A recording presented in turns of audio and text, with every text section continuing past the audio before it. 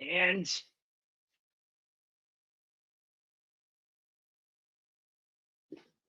we are live. Okay. We're doing part 4 today, part 3.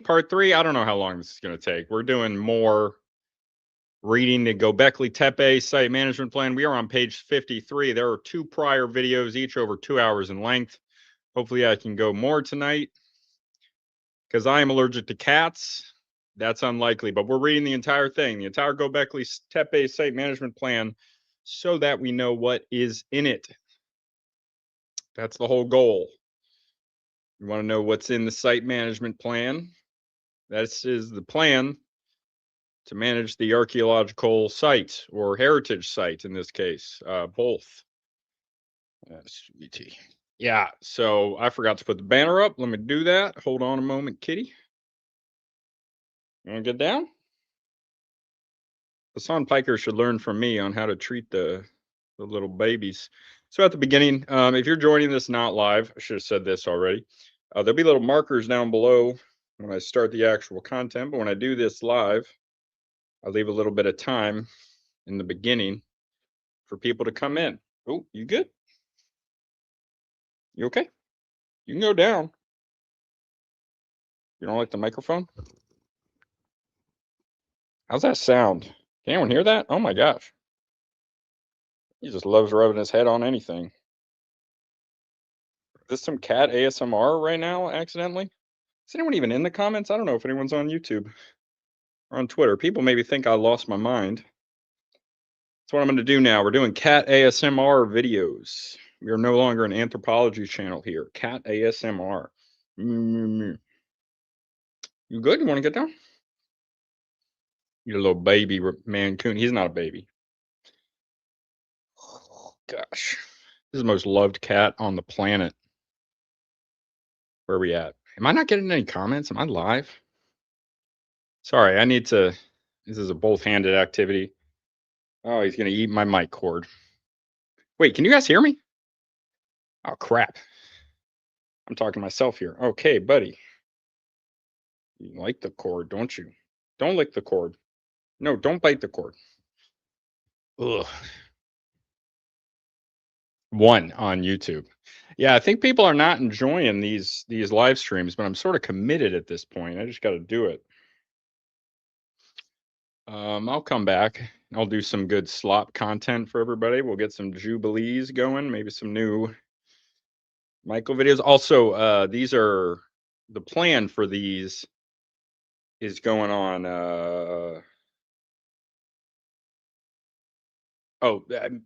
The live stream is that I'm going to make a standalone video about what I found. Ooh, kitty. Oh, you don't like it? All right. Well, I got to start eventually. Oh, we're only 3 minutes in. I think I'm supposed to be doing 5 till midnight right now. I didn't buy the game they're playing for the Patreon.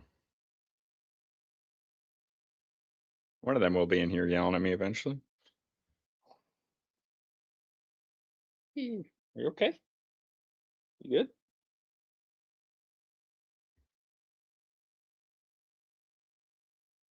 I will answer any questions in the meantime while I wait to start in the first few minutes. Oh, crap. I got to fix that. I'm still here. I promise. It's just a green screen. I did not disappear. I'm not a vampire. Human being. There I am. And the kitty.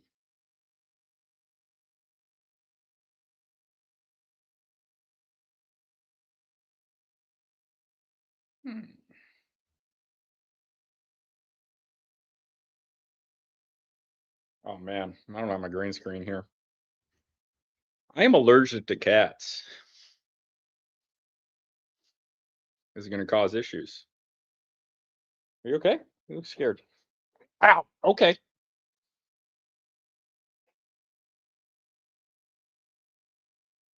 I did not love that. Ow. Did anyone see that? Is anyone watching? Oh my god. This is Oh no.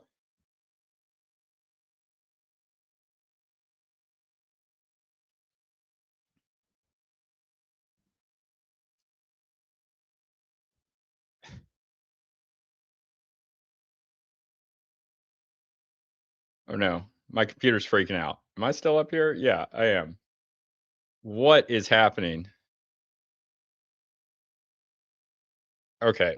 I think this cord is loose.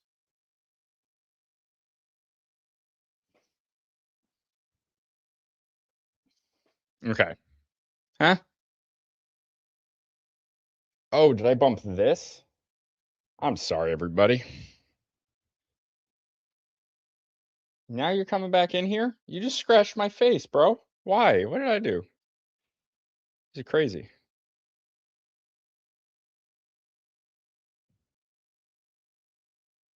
What is going on? It's sweet. This is my webcam. You come back here to apologize? Okay, I'm back. It's okay. It's okay, but that was mean. That was rude. I don't know why it happened. Ow. Did anyone see that? Is nobody here? What happened to this? There it is. Yeah, my computer just freaked out. Okay, so I just got scratched by the cat. Wait, am I bleeding? 1 second.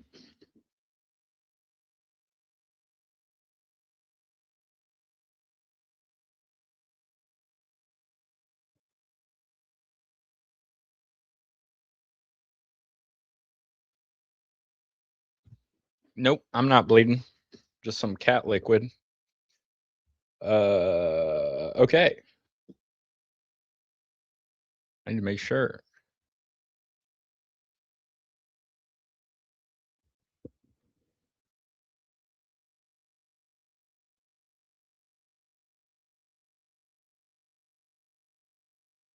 Did I?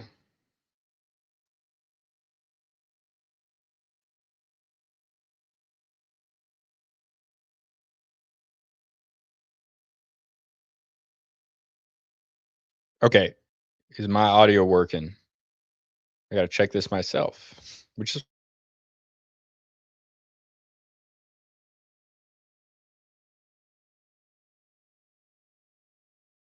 people definitely might not care, but that's okay. I'm committed to doing this and I will stream to nobody.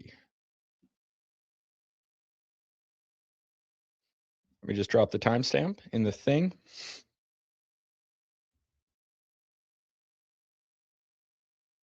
Did I just drop internet? Nope. I'm good.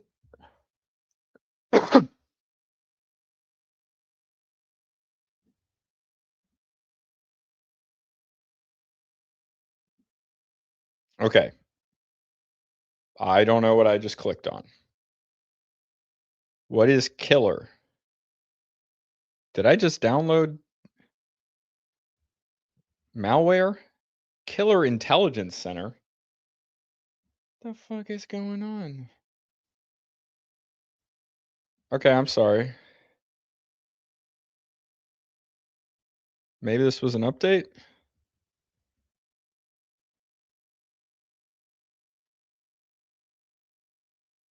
Oh, it's software from Intel.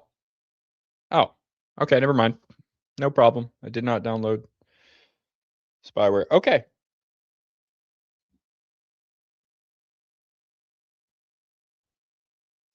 We're going to start at 9:30.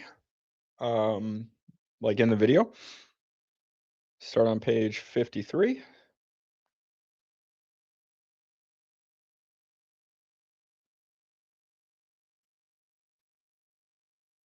Ow. I have to at least comment.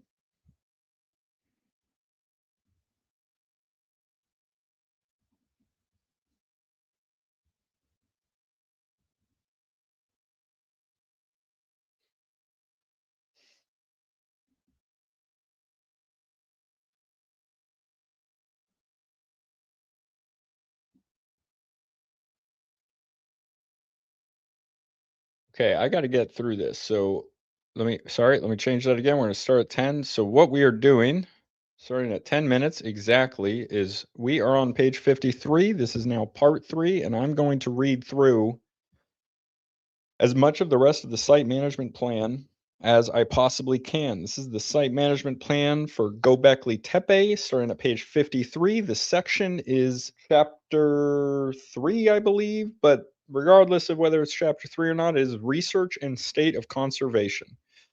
So we're just past, this is a design for the plan's shelter, but this is old. It's obviously up now. It is no longer theoretical. It is real. It is tangible. Another preventative conservation tool that supports in controlling the environmental and man-made factors impacting on the site's archaeological remains has been the erection of a large number of dry and loose stone walls immediately in front of the ancient walls, and the feet of the monoliths. This preventative technique has offered quite good protection to the monument, but has two main drawbacks. Should these dry conservation walls collapse for any reason, they may cause damage to the surrounding archaeology. The introduced stones sometimes are in direct contact with the historic fabric. Okay. I don't know enough about this technique to like judge it, but I have to assume this is the best course of action for some reason. The dry conservation walls profoundly affect the appearance of the whole site, leaving it difficult for even an expert observer to read. Concerning the large T-shaped pillars on site, little active conservation has been undertaken. The large central pillar, number 37 in enclosure C, fractured into two pieces, was reformed using epoxy resin and stainless steel pegs. Concerning the large T-shaped pillars on site, little active conservation has been undertaken. The large central pillar, fractured into two pieces, was reformed. When did that happen?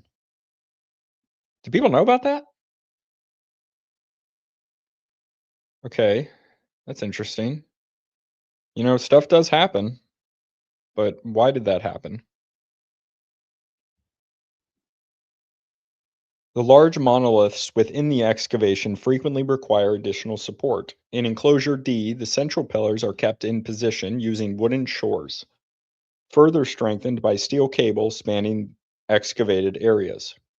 This support network is effective and as a temporary measure fit for its task. However, the temporary shores and supports are unsightly and profoundly interrupt the viewscapes within the site. A new support and okay, so remember, oh, what's up, man? Good to see you. You missed, and I think everybody missed. I guess it's recorded now, but the cat scratched my face. Hold up, I'm having second monitor issues. Okay, all right, we're good. Yeah, we're on page 63. Buddy, are you trying to apologize to me because you scratched my face? It's okay, I forgive you. But I don't think I want to put you back in my lap for now. That doesn't seem smart. Oh, you can't see the cat. Okay, I'm gonna get back to reading. Did I just get distracted from something? I'm so sorry, guys. I'm so sorry. The excavation frequently require additional support. In enclosure D, the central pillars are kept in position using wooden shores, further strengthened by steel cables spanning excavated areas. This support network is effective and as a temporary measure fit for its task. However, the temporary shores and supports are unsightly and profoundly interrupt the viewscapes within the site. A new support concept for the pillars will be implemented following the construction of the new permanent shelter structure. Ideally, the monoliths should be anchored in a way that guarantees their safety and stability without visual intrusion and without intrusion into the fabric. At present, these two latter provisions would seem to be mutually exclusive. Okay, these two latter provisions. Ideally, the monolith should be anchored in a way that guarantees their safety and stability without visual intrusion and without intrusion into the fabric. So what they're talking about here for fabric is, and this was defined in an earlier video, but like the historic fabric of the site as a whole. And while they do have to worry about conservation because it's also a tourist site, they have to worry about tourism as well. But I would hope, and I do believe that likely they're not going to they're not going to allow risk to the level of destroying pieces of the site. They're not going to risk that for the tourism aspect. I hope so, but I don't know. And apparently, I guess maybe other people knew about this, but I don't. But apparently, the large central pillar number 37 in enclosure C fractured into two pieces. But this document is from 2017, so this is old news at this point. But I don't know if I've ever seen anything on it. All right, back to it.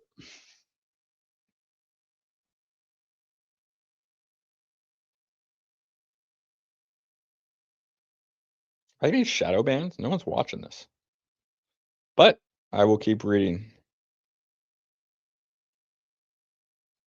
Oh, they're not giving me any impressions. I think doing these streams, which people really don't care about, clearly based on the low viewership, is actually killing my analytics. So now they're not even giving me people at YouTube, which that's on me. I should probably not keep doing this since people clearly don't care that much. Like some people do, and I appreciate that, but like, I don't know, disrespectful to the audience, I guess. But I committed to doing this, so I kind of have to. All right, I'm gonna try to finish it. Less commentary, maybe, and we're gonna get through reading this. I still have to like get the information in, but if you have questions, if you are watching, I'd be happy to answer. But don't assume that I'll explain it now, I guess. So yeah, let's keep going. In the winter season, the principal decorated monoliths and fragile aspects of the surrounding archaeology have been protected by external boxes made of wood. Oh, I need to check one thing. The analytics. Okay, no, we're good. Um, external boxes made of wood. These boxes will now no longer be necessary in areas where the archaeology is protected by shelter structures. A successful conservation plan must also identify main aims and concerns in their respective priorities. Among identified short term critical areas are conservation of prehistoric dry walls. Um, sorry, I want to get this whole sentence. I wish it wasn't cut like that. That they should have pushed that over to the next page. A successful conservation plan must also identify main aims and concerns and their respective priorities.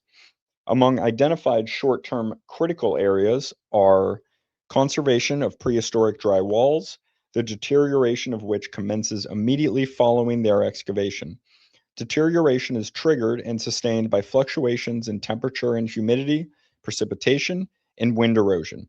Although the construction of shelters has greatly reduced the risk in some areas, and the two new shelters will further contribute to this effort, other areas of the site will remain unprotected.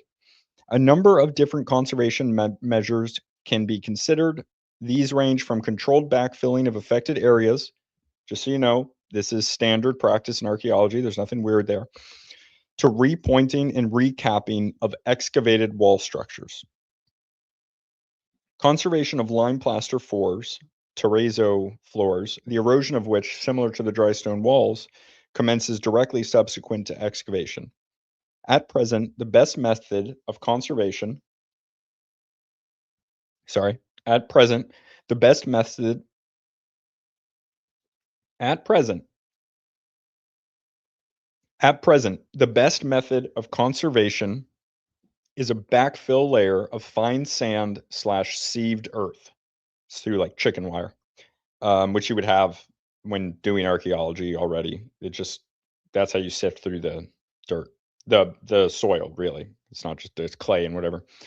Fine sand slash sieved earth separated from the prehistoric floor by a covering of geotextile. Geotextile. I don't know what that means. I probably figure it out, but I'm not going to. As the methods and techniques required for the most correct restoration of these floors pend further study, a fast, short-term conservation and restoration cannot be undertaken. Identified middle-term aims include dust and dirt removal from limestone surfaces. The accumulation of dust deposits on worked limestone pillars and slabs has resulted in a darkening of the surfaces of these objects. Although not a serious preservation issue, this darkening does have considerable aesthetic implications and should be tackled in the midterm. Hi, sweetie. Earlier installed wooden supports of inclined monoliths should be renewed and new support concepts considered. Although a predominantly aesthetic issue, the correct support of inclined pillars is nevertheless an important factor at Gobekli Tepe. Long-term aims of a conservation plan for Gobekli Tepe include restoration of broken limestone slabs and pillars, conditions of which are not expected to deteriorate in the foreseeable future, monitoring of potential slope slip, especially in the southeast hollow main excavation area. At present, no immediate action is required due to the apparent good stability of the slope. The limestone plateau. The limestone plateau is a sensitive archaeological area with a great number of archaeological sites such as prehistoric quarries and workshop areas and movable finds such as flints existing in great abundance all over the plateau. Currently, there are no permanent buildings on the plateau area. All the infrastructure of the excavation project consists of removable and non-intrusive objects such as container buildings and solar energy panels.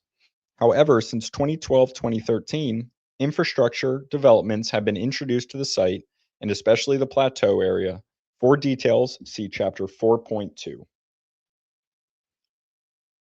The natural condition of the plateau is currently affected by side effects of the excavation. Spoil from past excavations has remained on site and has mainly been deposited along the western slopes of the southern plateau area for over a decade now. The plateau is also subject to natural erosion and, with the site's further development, potentially impacted by the effects of tourism. Furthermore, in 2012 to 2013, a perimeter fence was erected around the archaeological site. The fence is a legal requirement for the protection of the archaeological site. However, through the fence, the land use of Gobekli Tepe changes, which in turn will impact on the plateau's vegetation.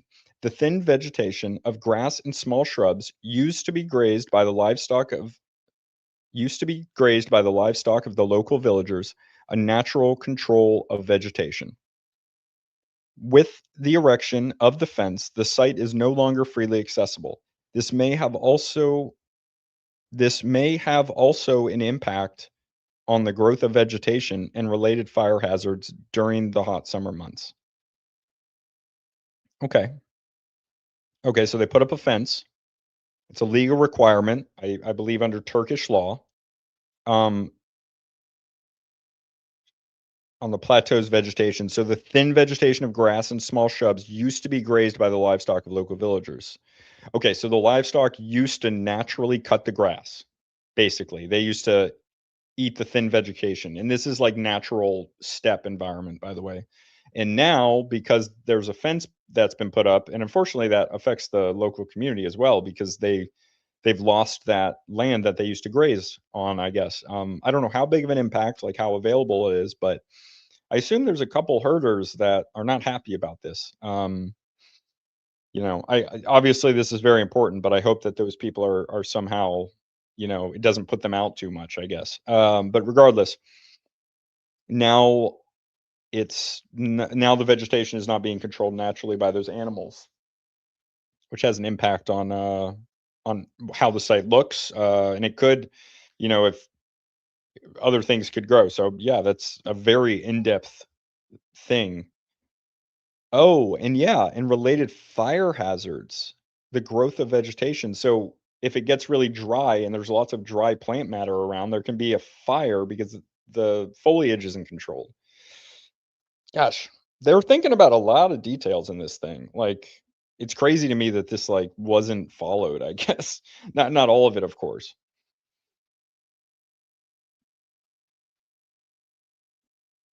Beautiful. Okay, so chapter 4. Chapter 4. Any questions? I got 3 people watching now. Yeah, I gotta stop doing this after this because nobody's watching these, and I feel like I'm being a bit of a dick to my audience by continuing to do this. You guys are telling me you don't like it, and I'm doing it, but I gotta do it. Yeah, so we're going on to chapter 4. I'm gonna take a minute. But I kind of just started. Normally, this would be a natural stopping point to take a break, but I've only been going for like 15 minutes, so I'm just gonna drop the timestamp and then we'll keep going. 26,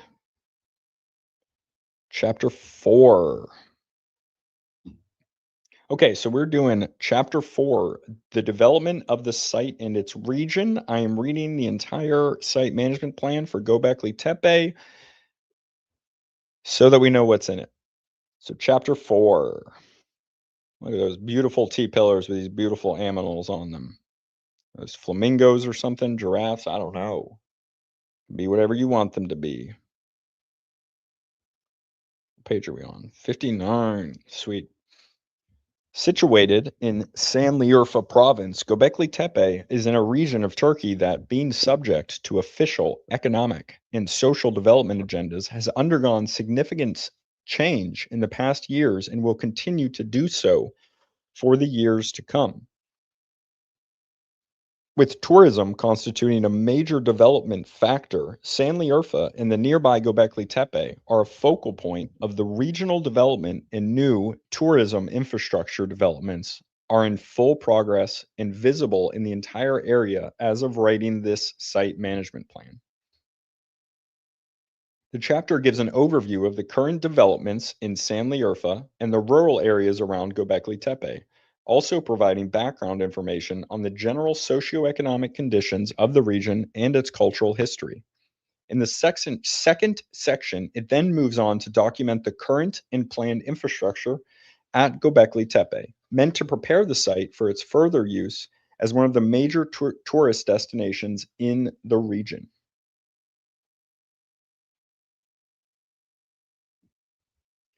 City of Sanliurfa and Sanliurfa region. Socioeconomic and cultural historical context. Despite the last 20 years, Turkey has witnessed, despite during the last 20 years, Turkey has witnessed immense growth in different sectors, including its population. Gosh. In the case of the province of Sanliurfa, the overall population has risen to about 1,892,320, compared to 1,443,422 documented in the national census in 2000. That's a huge growth. I guess this is only up until 2017 as well. I'm sorry, I need to blow my nose or something. Sneeze. Cats.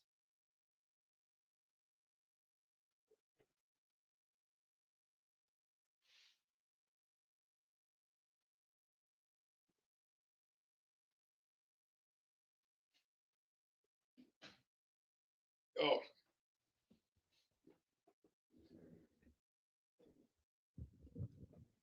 okay.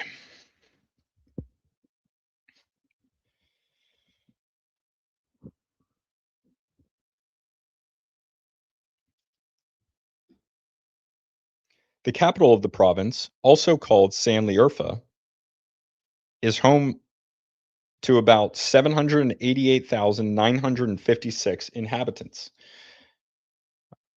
which will further increase due to high urban growth in the region.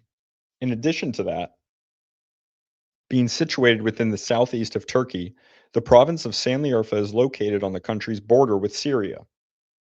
Yeah, which has geopolitical implications. Thus, in recent years, many Syrian refugees, approximately 350,000, that is like, holy crap, dude. That is 350,000 out of that's like a quarter of the population. Oh, that's what made it rise. That's crazy. It grew 25% have come to the city? Oh, just the city. The entire province is 1,443,000 and 350,000 refugees came to the city? Holy crap, what is going on there? That is a huge cultural upheaval. Okay, that's not what we're here for.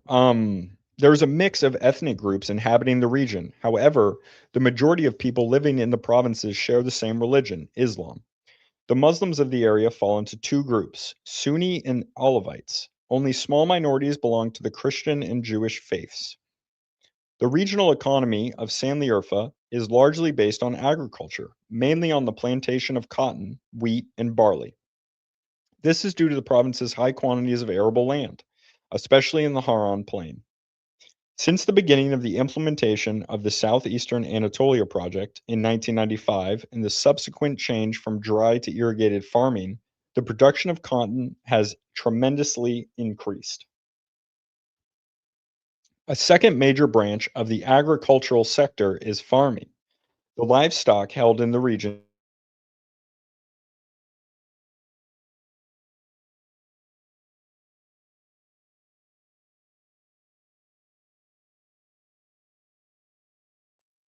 All right. The industrial sector is comparatively small, and its branches are mainly related to food production and the manufacture of textiles and mechanical components used in irrigation systems and agriculture in general. On the background of this brief outline of the province's economic character, it is not surprising that tourism is considered as a major opportunity for the region's development. See also Chapter 5.1.2. Gobekli Tepe is actively promoted as a tourism destination by the Turkish government, and strategically, the site is envisaged as the major tourism attraction in the region, alongside with the cultural treasures of the city of Sanliurfa and the archaeological site of Haran. Okay, this is good context to know. It actually really is good to know that tourism is an important aspect. The city of Sanliurfa is characterized by a long, eventful history and a rich cultural heritage. Historically, the city witnessed its heydays during antiquity and the medieval period. At that time, it was also known under the Greek name Edessa. Sanliurfa was a center for far reaching trade routes and had served as a transit point for these routes to India. Religiously, the city is linked with the legend of Abraham. According to traditions, Abraham was born in a cave in Urfa and lived there for some time as well. Also linked with the legend are the local holy springs. That's a good point. Yeah, so actually, it's funny you bring that up. Wait, they claim they're managing it.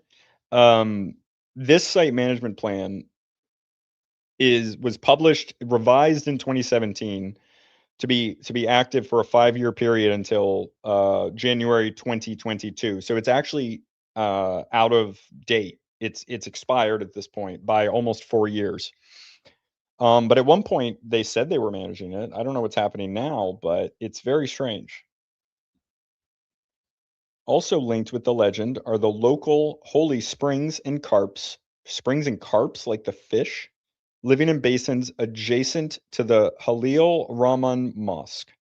Muslims and Jewish traditions in particular took up the significance of the city in this respect, which resulted in a steady stream of pilgrims each year. Besides those religiously motivated visitors, the city also attracts a number of cultural tourists who enjoy the many cultural sites Sanliurfa has to offer.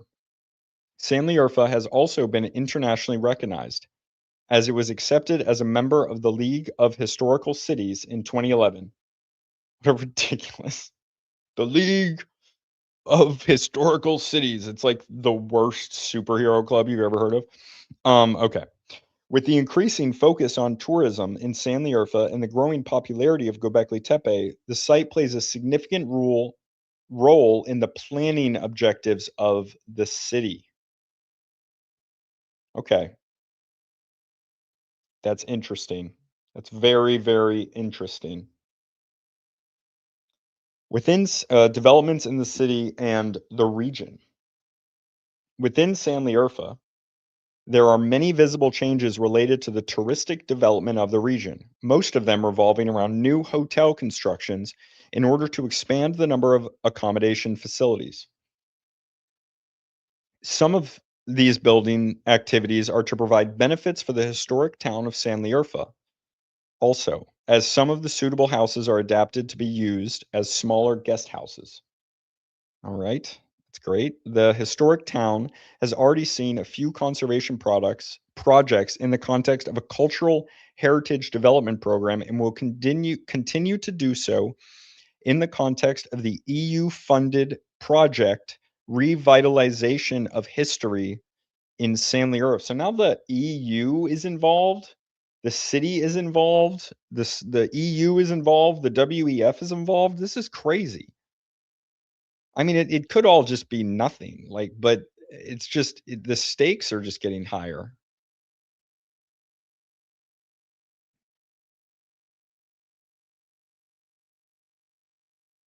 Wow. Everyone's getting a slice here, man. This is wild. Huh.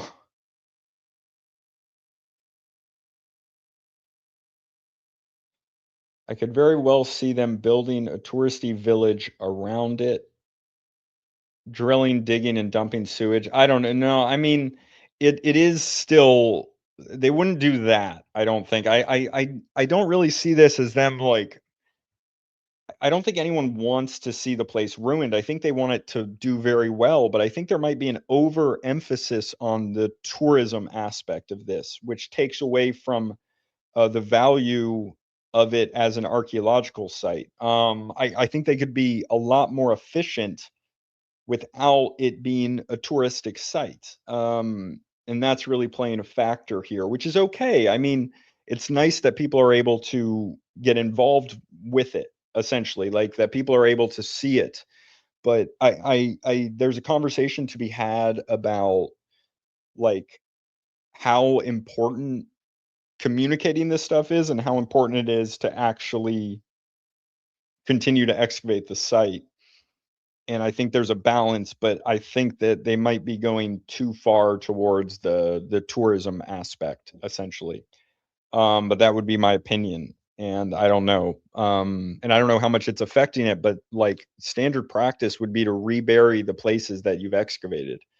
So leaving them exposed, which opens them up to new forms of erosion and damage, that's a different thing, and that requires more work. That's why they had to build the permanent shelter, which delayed excavation for a number of years. Apparently, they used to have 2 8-week periods of excavation. They're not doing that now. It was just 1 this year, but they're saying the excavations are going on unabated, but that sounds baited to me. It is not unabated. It is unabated. It is baited. Abated. Yes. Our usual globo-bureaucratic parasites are uncaring and unfeeling. They only think of their careers and money. Look what Egyptian Ministry of Antiquities are doing. Yeah, I mean, there's an argument for that. I think there are people that care though in here, and I don't even like I I just want to know what's going on with Lee Clare because I don't see it. Like, I don't know, he seems like he cares about the site, but I feel like he would know about these issues, and maybe there's something going on with Lee Clare where, like, the Turkish government is touchy, like, they are really touchy, we've seen that, especially with this site. So I'm expecting, like, I don't know, maybe I'm too small for this to happen, but I'm honestly expecting that if this gets any sort of traction, I'm probably going to not be able to safely travel to Turkey. Not that I would, I think, but I don't know. I'm getting into the site a little bit extra. I still have the banner across the stream that says across the bottom, it says starting in 10 minutes. Sweet. Cat scratched my face. Let's keep reading. God. Oh my God, I did it again. I touched my nose and now it's going to get all itchy around my nose because it's from the cat.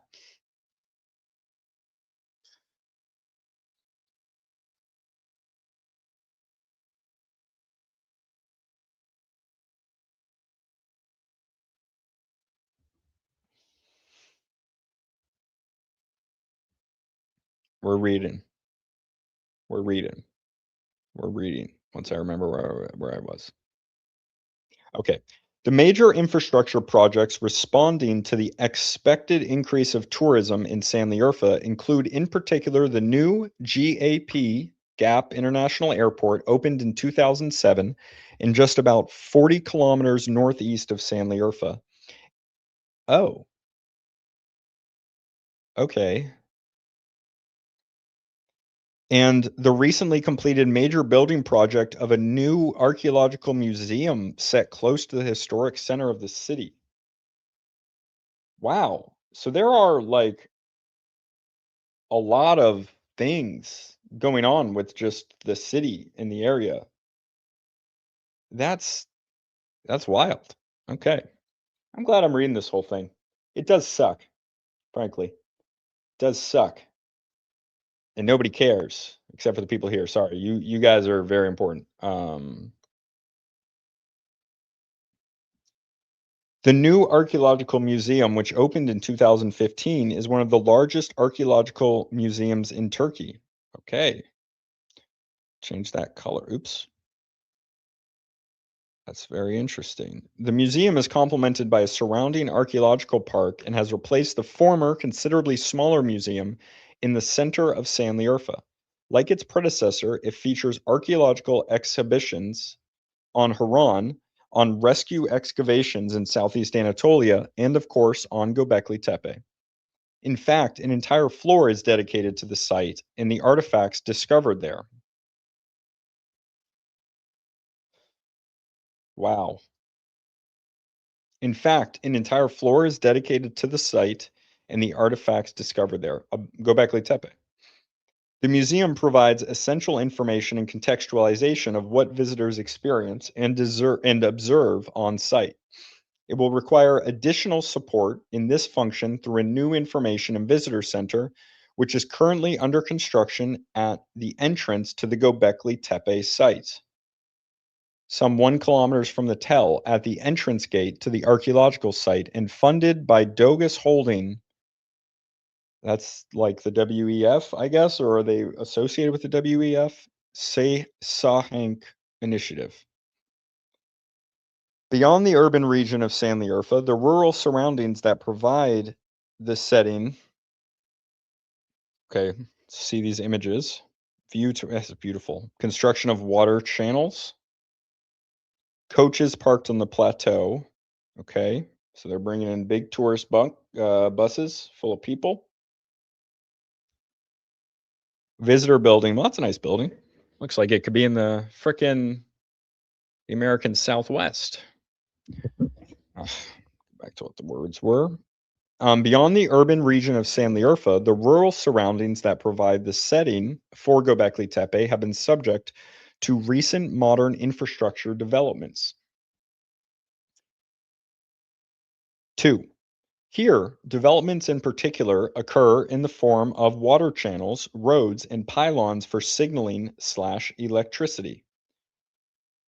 With the Ataturk Dam only about 80 kilometers north of Gobekli Tepe, especially the water channels for the irrigation of the fields in this area are becoming a dominant feature in the landscape around the site, clearly visible when approaching Gobekli Tepe by car or on asphalt road. By car on the asphalt road.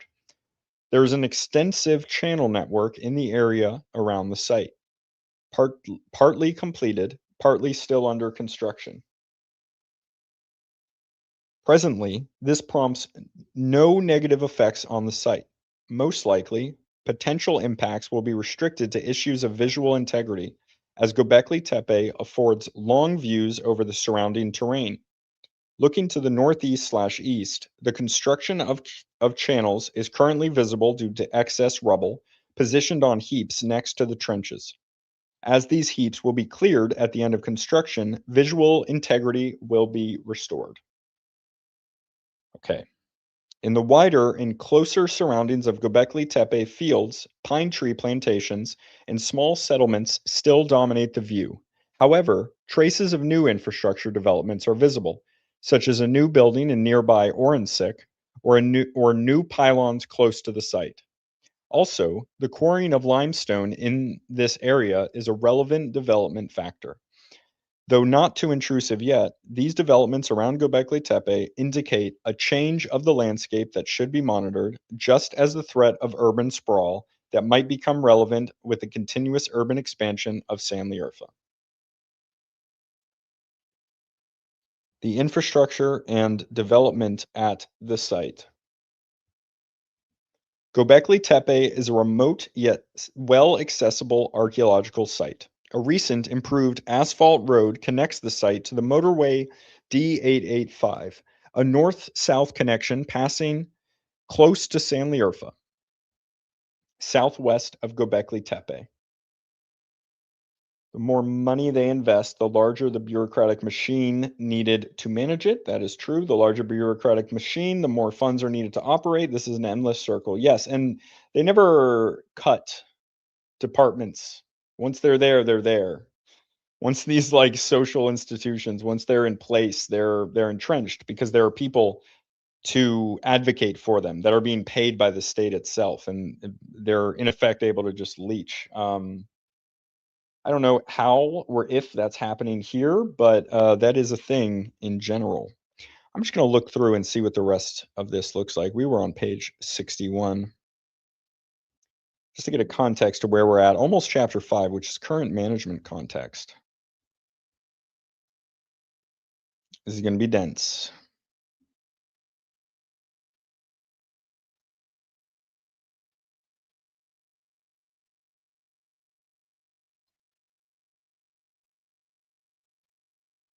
That's going to get good, that area. Chapter 6, key management issues.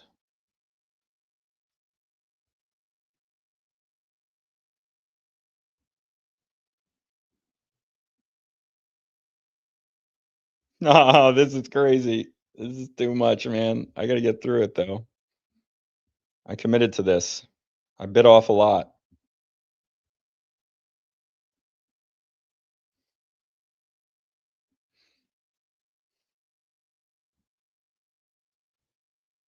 I bit off a lot. Due to its topographic location, Gobekli Tepe is practically oh gosh, what did I do here? Due to its topographic location, Gobekli Tepe is practically only accessible from the west, where a road leads up the plateau into a gate, marking the entrance to the site. Towards the other directions, the slopes of the rock plateau create a natural boundary. For additional protection, in 2012, a perimeter fence was erected around the site. The gate to the site is closed at night, and there are guards on site 24 hours a day, 7 days a week. Additionally, camera surveillance has been installed at the site entrance and in the excavation areas, providing a high standard of security and protection. Göbekli Tepe is in a phase of transition from an archaeological site purely of interest for scientific research to a heritage site visited by many. In early 2014, estimated numbers at Göbekli Tepe amounted to 300 visitors per day on average and up to 1,000 visitors on busy days. However, due to the current political instability in the region, these numbers have since dropped dramatically, substantially, with a drastic with a sorry, current tourism infrastructure, wait, substantially with a drastic reduction in the number of foreign visitors at the site. So foreign visitors, maybe not as much domestic.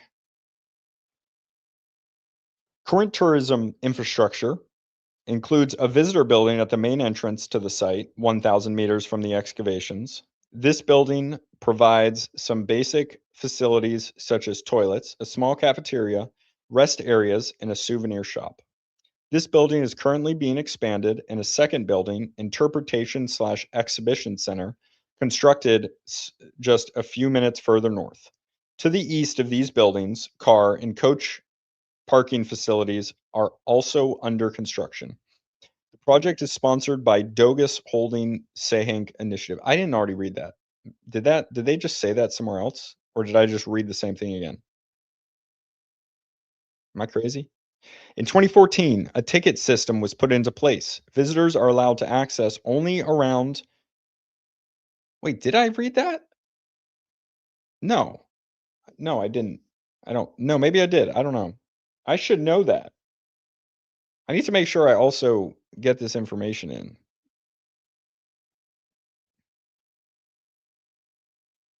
No, yeah, it set it up there as well. Okay. No, no, I did not read that twice.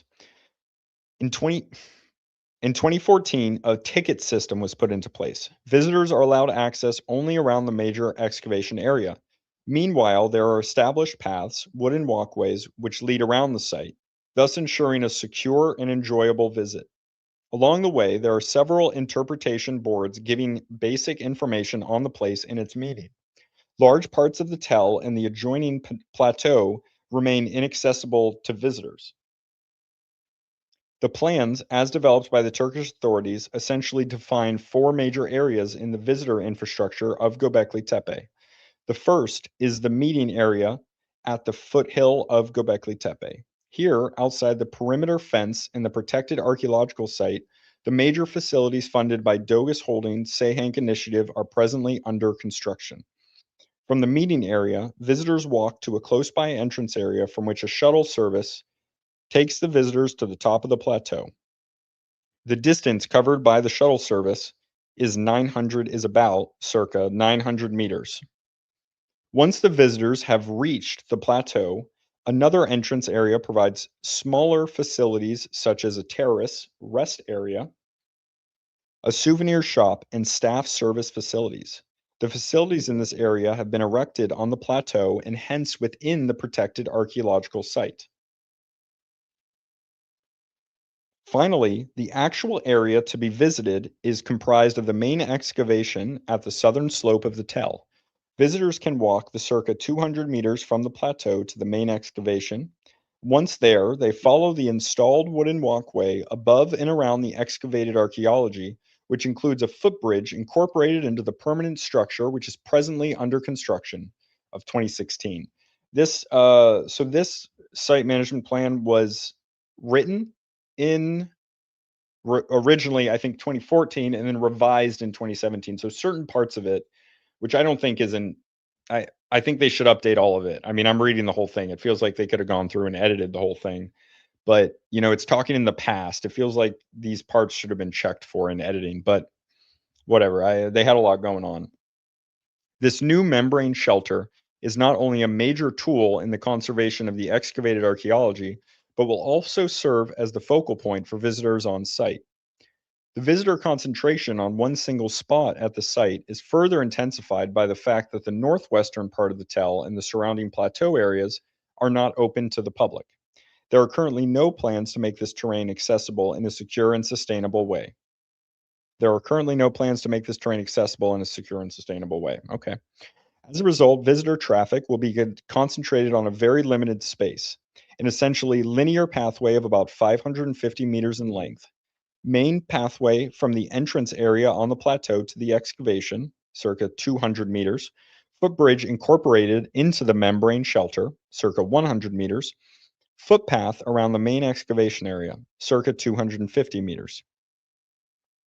In terms of time, there is also a concentration effect, since the tourism flow at Gobekli Tepe varies according to tourist season and days of the week.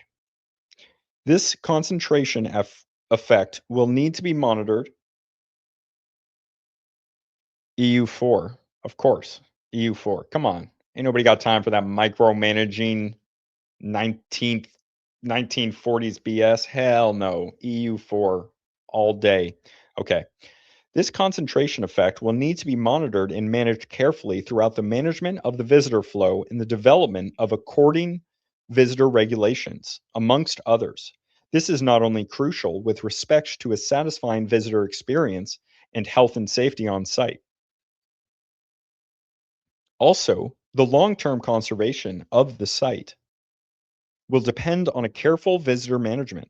As of writing this plan, there is already the scenario on a busy Sunday during the high tourist season that about 1,000 visitors walk along the perimeter path around the excavation area simultaneously, causing irreversible damages. As of writing this plan, there was already the scenario on a busy Sunday during the high tourist season that about 1,000 visitors walk along the perimeter path around the excavation area simultaneously, causing irreversible damages. The wooden pathway is already showing signs of damage, thus requiring frequent repair work.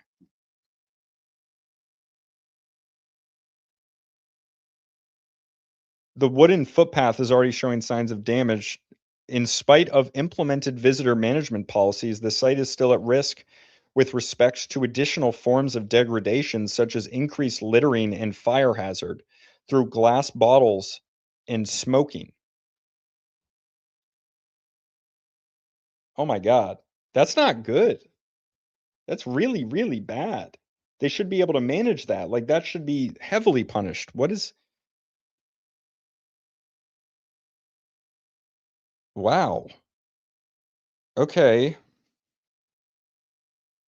Parameters for a safe and sustainable visitor circulation need to be installed on site along with the planned infrastructure developments, and the future visitor management should be subject to careful and systematic planning.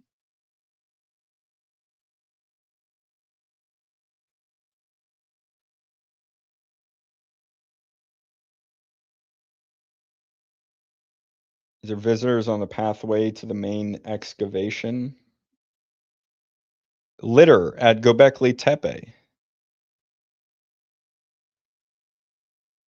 That's sad, man. That's really sad.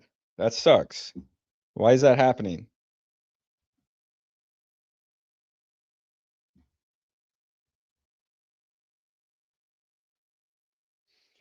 Okay, we're coming up on chapter 5. I'm going to take a little break and I'm going to come back. 56:45 break. And I'm going to put a banner that says I'm going to be back. 15-minute break. Let me just edit this. Then chapter 5.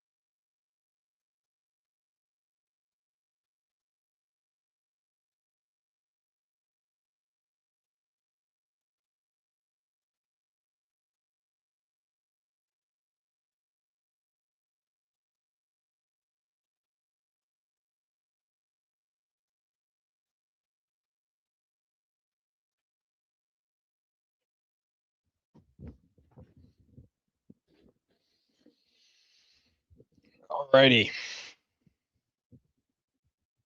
We're coming back to it. Wait, what?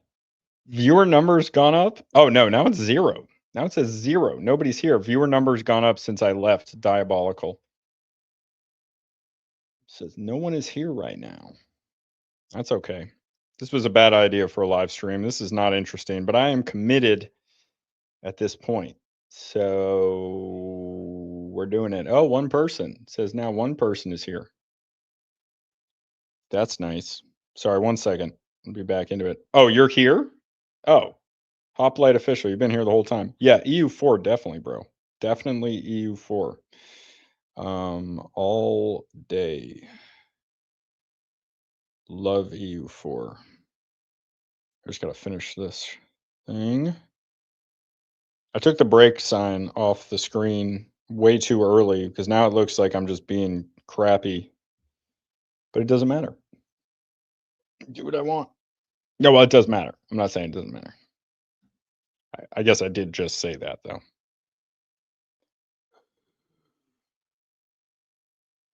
What?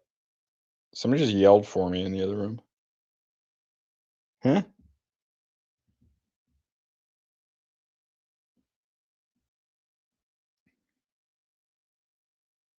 Mine YouTube as well. Yeah, this is on YouTube. This is on YouTube. Illegitimate Scholar on YouTube. It's linked in a post on my profile, but then I also streamed on X. I'm gonna come back in just a minute. Actually, I'm just gonna put the banner back up. I need to take care of this stupid thing. And then we're gonna read chapter 5. Chapter 5.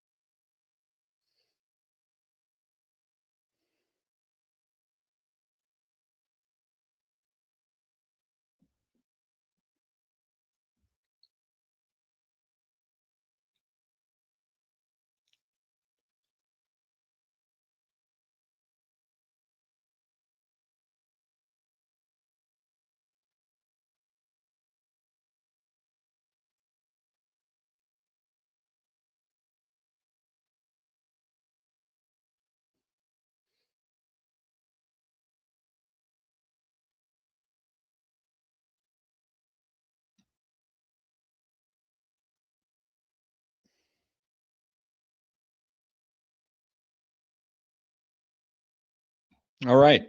It's chapter 5 time. Let me just get that timestamp, which is 1:11:30, chapter 5. So we are reading the Gobekli Tepe site management plan. We are on to chapter 5, current management context. And we are on a page. No page numbers.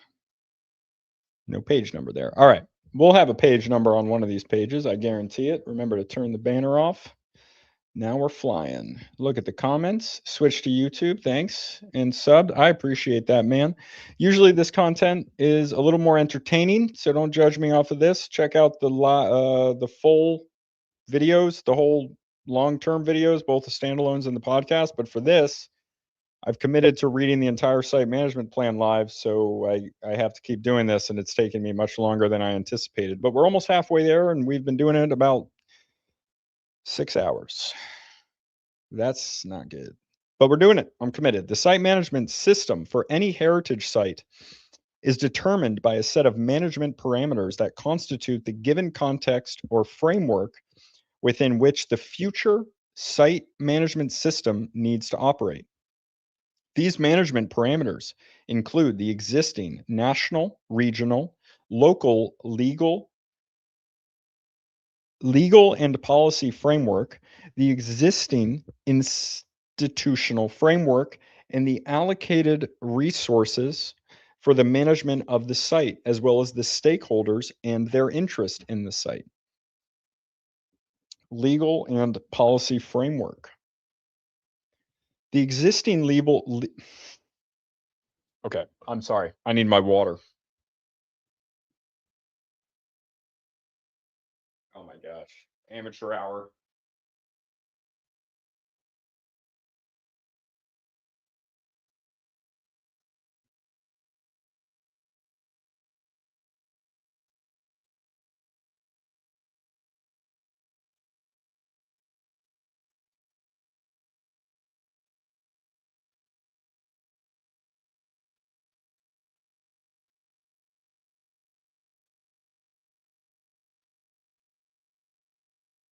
The end of the drive. All right. Okay, got the water. Chapter 5. Sorry. God, why should anyone watch me? But I needed the water. Okay.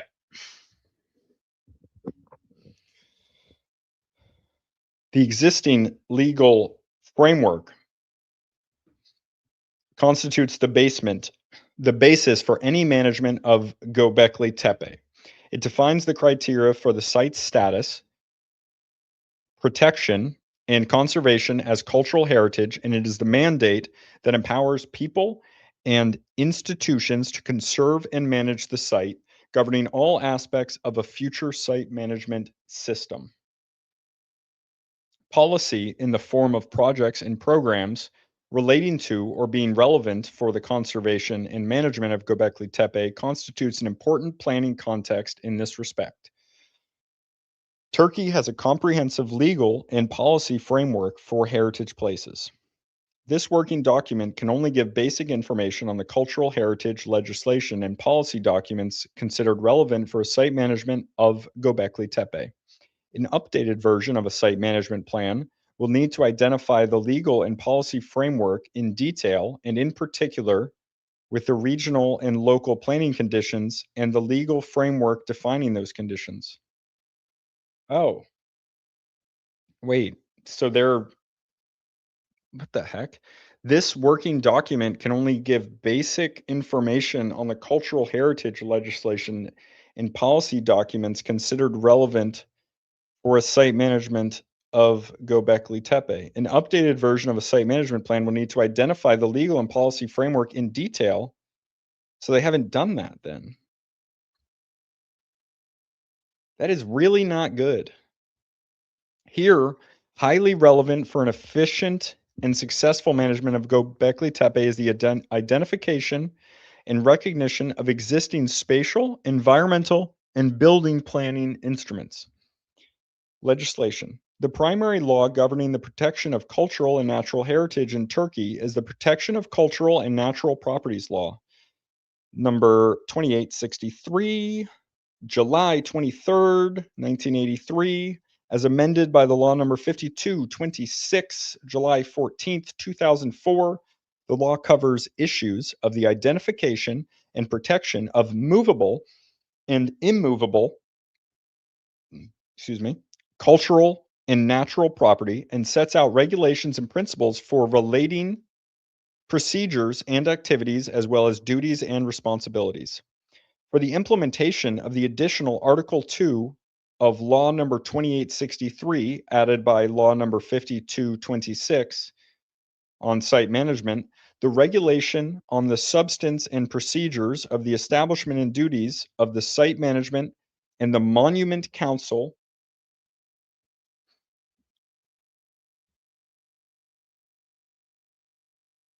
and identification of management sites. And then there's some names. This law from 2005 specifies procedures and principles applicable in site management processes. In particular, the regulation sets down procedures for the development, implementation, and supervision of management plans and identifies responsibilities and duties of public institutions in the site management process. Both statutory documents are highly relevant for the conservation and management of Gobekli Tepe. All activities relating to the excavation, protection, conservation, and management of the cultural heritage of the site therefore have to be in line with the regulations set out in the aforementioned laws. Gobekli Tepe is protected cultural property under the auspices of Law Number 2863, the Principal Decision Number 658, 511, 1999, which I think is, I don't know if that's November or May, of the High Council for the Protection of Cultural Properties, specifies the legal protection system for archaeological sites and the rules relating to each protection status. The legal protection of archaeological sites follows a graded system according to which sites are registered as first, second, or third degree archaeological conservation site, with the first degree archaeological conservation site as the highest protection status for immovable cultural heritage in the Turkish legal system. Göbekli Tepe has the status of a first degree archaeological conservation site and thus the highest protection status. As such, any kind of intervention in the archaeological site not relating to excavation and research is prohibited and needs permission from the Şanlıurfa Regional Council for the Protection of Cultural Properties. Fantastic.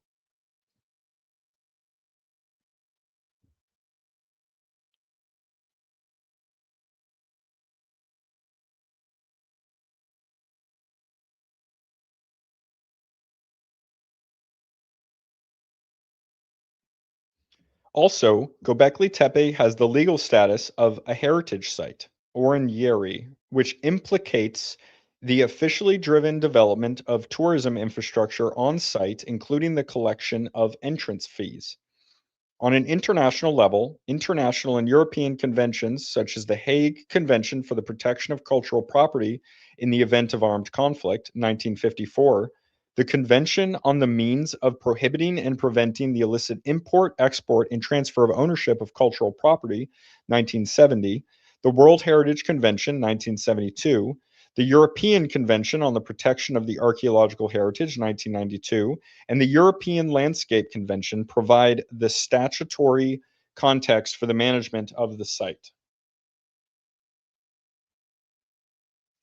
Policy. Situated in southeast Anatolia, Şanlıurfa province is among the provinces that have been made the object of several national and EU projects aiming to initiate large-scale economic and social development.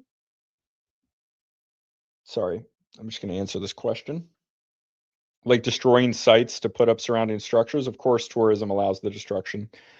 Um, I mean, I guess without special permission, right? Like they're saying you can't do anything besides research and excavation over here. I don't know exactly where you said this, but eh, I'm trying to give them the benefit of the doubt, but it really seems like from all the verbiage in here that it's too much for them to handle, essentially. Like it's rough. It's or that the tourism is in it's too much to handle like the tourism and the excavation. Like they don't have these things in the site management plan is expired. It feels like it's too much, and the tourism is actually affecting the site negatively, and they still don't have the tourism plan in.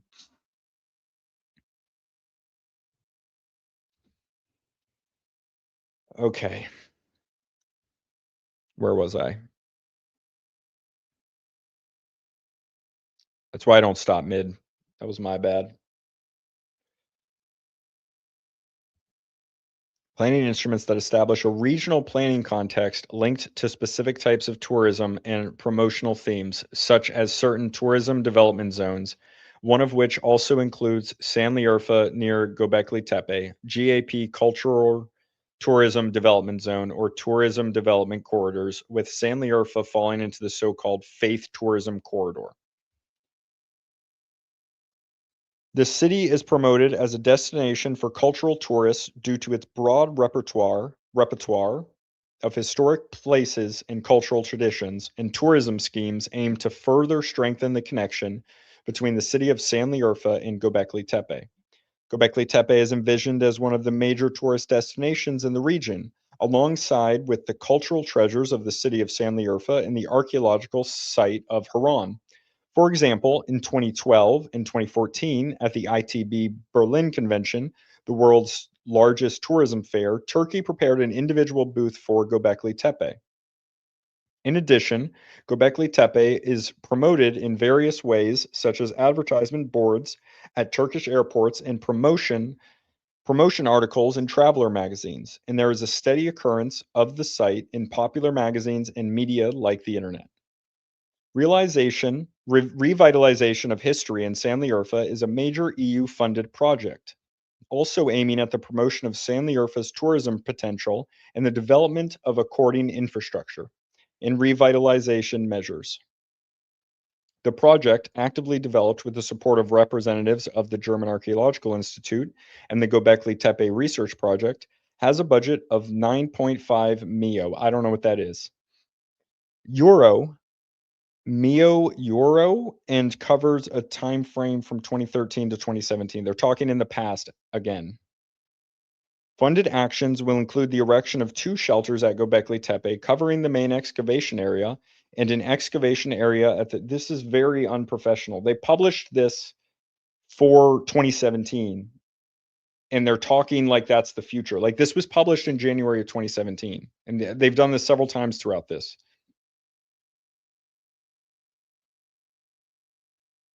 It's so odd. Or maybe it's still going on because it's 2017. I want to give them the benefit of the doubt. I don't know. That could be possible.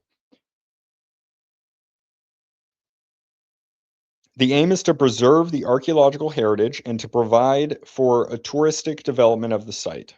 Also, restoration projects in the city center of Sanliurfa and the development of sustainable tourism and governance structures are part of the revitalization program. The beneficiary of the project is the Karasadag Regional Development Agency. The prospective activities of this project have to be integrated in the overall site management for Gobekli Tepe. Okay.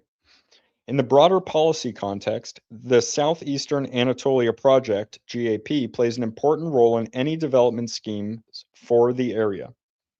GAP was launched by the Turkish government in the 1980s. The program targets regional development in the 9 provinces of southeastern Turkey, one of them being Sanliurfa.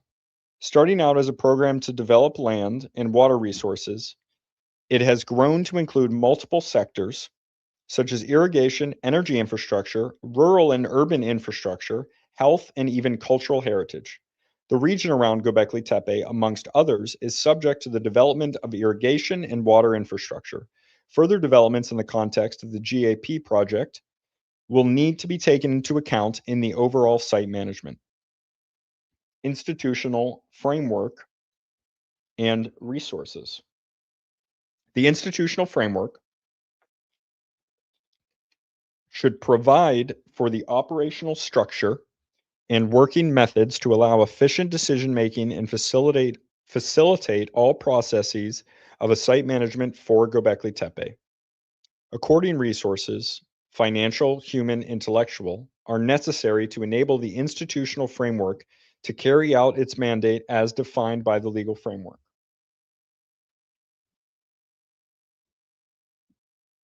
Institutional framework. Currently, the institutional framework for the management of Gobekli Tepe consists of the central government in Ankara through its Ministry of Culture and Tourism, General Directorate of Cultural Properties and Museums, persons and/or institutions acting under the authority of the Ministry of Culture and Tourism on the regional/local level, Governorship of Sanliurfa, Directorate of Culture and Tourism, Sanliurfa Regional Council for the Conservation of Cultural Properties, Sanliurfa Museum, Gaziantep Directorate of Surveys and Monuments. Persons and/or institutions empowered by heritage law and acting on the regional/local level, the German Archaeological Institute. Currently, the institutional framework for the management of Gobekli Tepe consists of central government of Ankara. I'm going to highlight all of these through its Ministry of Culture and Tourism. Give these a green one. Persons and/or institutions acting under the authority of the Ministry of Cultural Tourism. Okay. And persons and or institutions empowered by heritage law and acting on the local level. German Archaeological Institute is one of these actors. According resources are necessary to enable the framework. The institutional framework for the management of Gobekli Tepe. So they are responsible for management officially, and they're part authors on this. So I've had people be telling me online they're not, but they clearly are. The Turkish Ministry of Culture and Tourism in Ankara, and here the Directorate General for Cultural Heritage and Museums, is the central responsible institution for the protection and management of the archaeological site of Göbekli Tepe. Okay, so this is telling me that this is the main one. This is the ultimate. So that's good to have that in black and white, that is the ultimate entity responsible for this. All activities of excavation and research at Göbekli Tepe are controlled by the Ministry of Culture and Tourism. Following application, the ministry can issue permits to Turkish and foreign teams to survey, sound, and excavate on an annual basis. Between 1995 and 2006, permission for research and excavation at Göbekli Tepe was issued to the Museum of Sanliurfa, and between 2007 and 2014 to Professor Dr. Klaus Schmidt of the German Archaeological Institution, with Professor Turkish name of Haran University as co-director from 2010. Since Klaus Schwab's death, July 2014, research at Göbekli Tepe is coordinated by Dr. Lee Clare from the German Archaeological Institute in Berlin with site directorship, okay, with site directorship returning to the Sanliurfa Museum.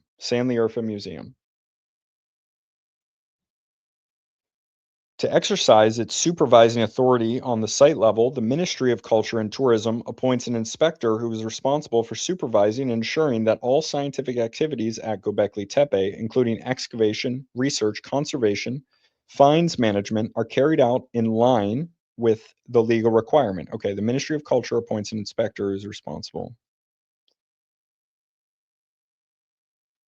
Make it a different color. Lies with the ministry, represented by the inspector, who in his representative function is also responsible for the selection of these artifacts to be transferred to the Sanliurfa Museum. Sanliurfa Museum is the institution responsible for the conservation and storage of those artifacts. For archaeological sites such as Göbekli Tepe, heritage law also stipulates that a range of key responsibilities lie with the director of excavation, these responsibilities being linked to the excavation permission. According to that, the director of excavation has the responsibility for the repair, conservation, and maintenance of movable and immovable cultural property found during an excavation permitted by the Ministry of Culture and Tourism. According to that, the director of excavations has the responsibility for the repair, conservation. Okay, let's change this color. Who is the director of excavations? I think did it say it over here? Directorate returning to the Sanliurfa Museum. So Sanliurfa Museum. Is that who the directorate-ship is? I feel like they had said it elsewhere as well.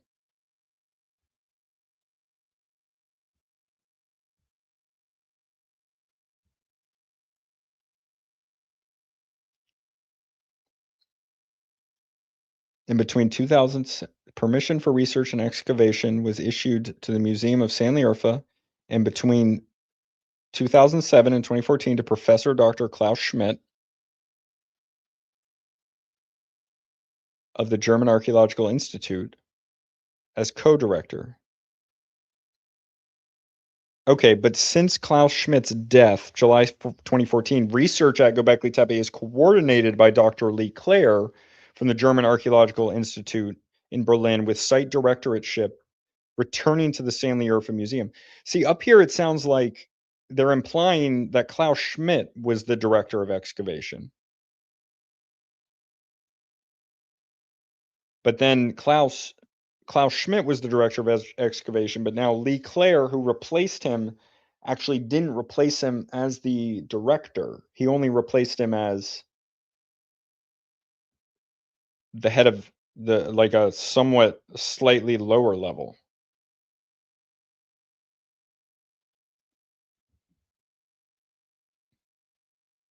Hmm. Okay.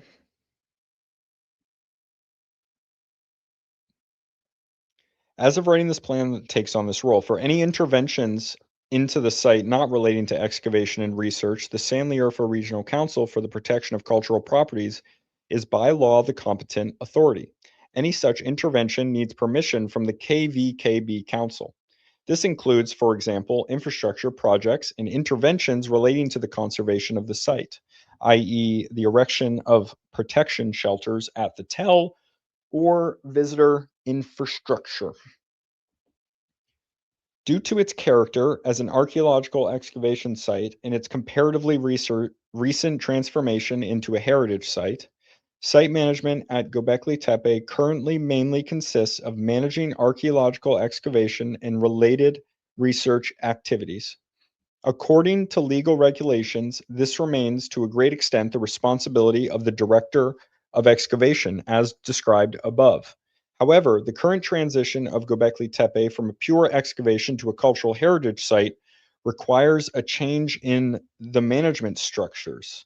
A site management system is needed to operate the site. Excuse me, I just have to change this battery and ensure its long term conservation. But this is the most updated. What the hell? But this is this is saying that a site management system is needed to operate the site and ensure its long-term conservation. But this is from 2017, like, and this is the current one. Requires a change in the management structures. So this wasn't even really acceptable at the time it was published. Is that what it's telling me here?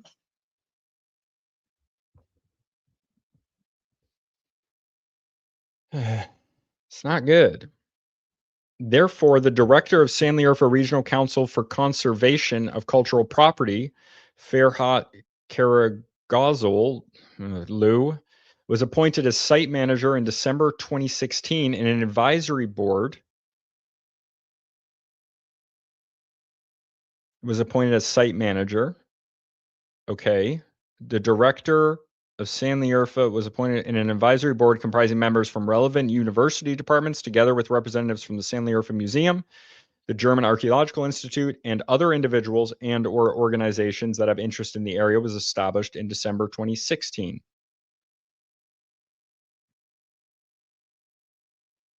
This advisory board is like so elusive. The advisory board examines the draft management plan and submits proposals for decision making and implementation regarding the plan.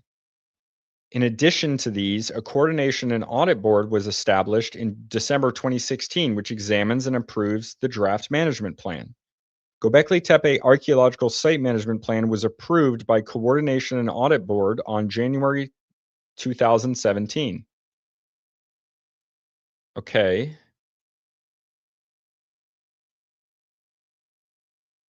But that's this plan. That's what this is.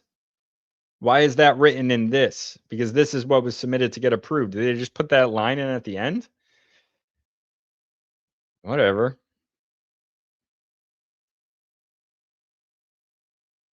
Okay. Resources.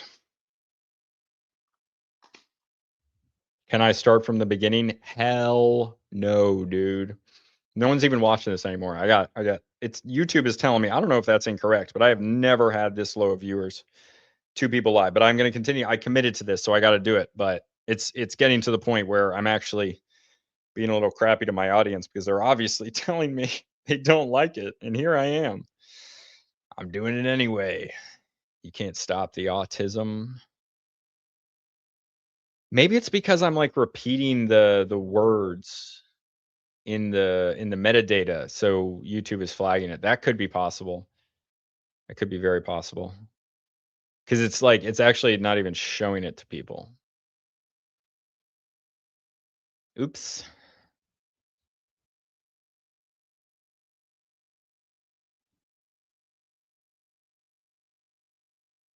Okay.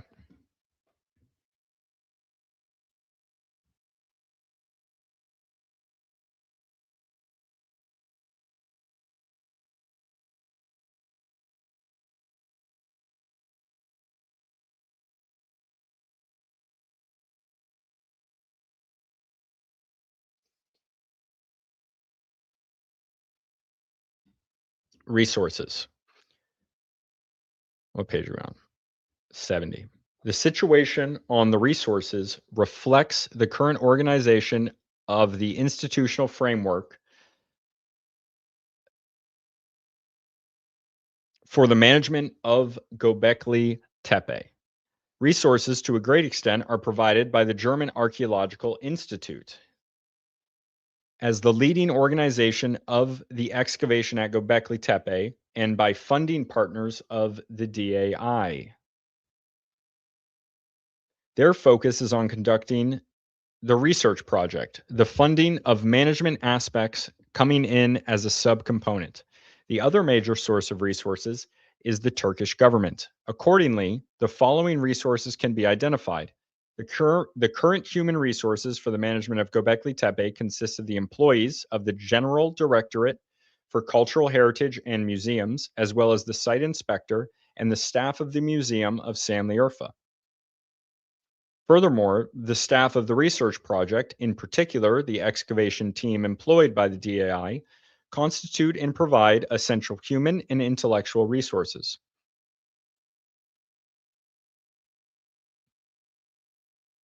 Intellectual resources are also the accrued knowledge within the General Directorate for Cultural Heritage and Museums, as well as the knowledge and skills of involved Gobekli Tepe project partners and local knowledge provided, for examples, by involved local experts and workers.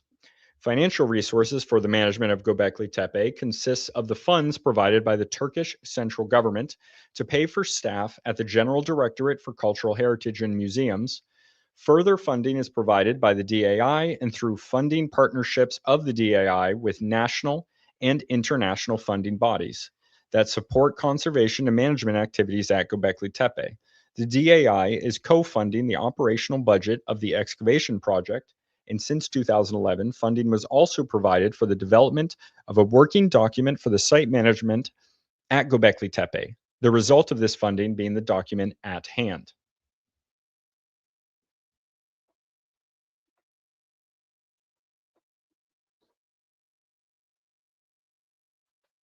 All right, need water.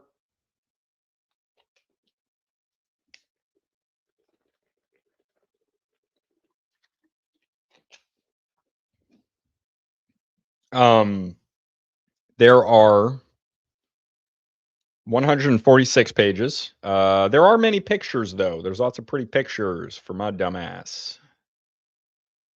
But we're on page 70, and we're on hour like 6 or 7. It's not looking good, bro. Not looking good. But I committed to this, and I'm going to make a standalone video, and I'm going to get to say I read the entire thing live. And I'm going to use that a lot. I know what I'm talking about because I read the whole thing. Didn't understand a lick. Just kidding, I do. I'm even stopping and going back if I don't understand something. I'm not just saying the words here. That's why it's taken so long. But let's proceed. I've always said I would keep streaming even if there's only 2 people watching, but there are only 2 people watching. And I'm proving it. I'm proving it. Proving that my fall off is complete. And I did it myself. Okay. Maybe it's taking so long because I won't shut up. A major national funding partner of the DAI is the German Research Foundation. Since 2002/2003, research and excavation at Gobekli Tepe have been funded by the DFG, and since 2010, under the project name Project URFA, Die Prähistorische Gesellschaft Obermesopotamiens und ihre Subsistence under der Gobekli Tepe und sein Umfeld.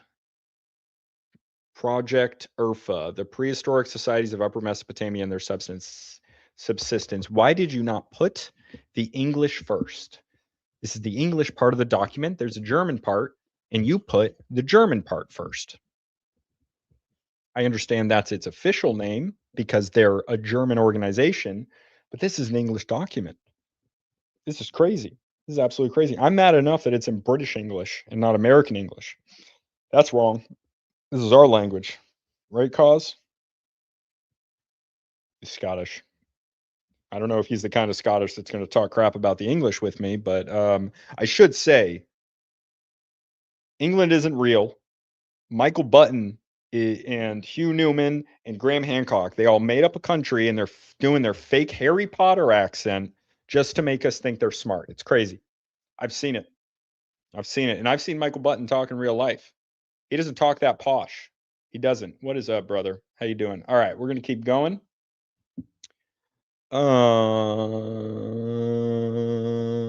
Project IRFA is a so-called long-term project, ensuring 90% of the operating budget and a sustainable long-term perspective of the research project until 2021. A recent major funding project is an EU-financed project, Revitalization of History in Stanley IRFA, detailed on under the policy chapter 5.1.2. We just talked about it. The project includes a budget of 2.5. Does MIO just mean million euro for the erection of the two protective shelters at Gobekli Tepe? All right. Further important resources stem from the Dogus Holdings / Sayhank initiative. A support contract was signed by the General Directorate for Cultural Heritage and Museums and Dogus Holding on July 4th, 2015. This funding project is in place for the next 20 years. Okay. I'm just going to highlight all these different ones. For the, okay.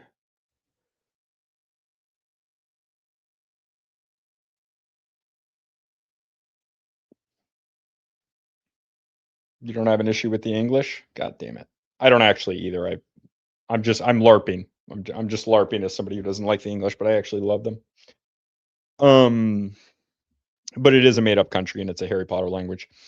The scope of the contract is design / project, designing / construction, implementation / communication activities, $610,000, $610,160, non-cash. I guess it's the value of it because they're doing it themselves, but that's the value of what they're doing. I'm assuming. Other activities, $76,268 annual. Why is it in dollars? Isn't That's weird. Is that US dollars? Like they were talking about euro before and now they're talking about dollars. Like if it just says dollars, I assume it's US dollars, but like there's Singaporean dollars, there's Canadian dollars, there's Australian dollars. There's That might be all the dollars. But that's a lot of dollars. That's a few of them. Obviously American is the one, but the Homo naledi dog, I haven't looked at it yet. I don't know. I think you're talking about the new one, like the Australopithecus thing. I don't know. It's not really my area anyway, but I'll take a look at it eventually. Um, okay, this is a diagram. US doll hairs. Yes, that's true. I guess if it was Australian, they would call them dollary doos. So it's not Australian, but it still could be Canadian or Singaporean. Are there any other dollars? Does anyone else know about different dollars besides US, Canadian, Australian, and Singaporean?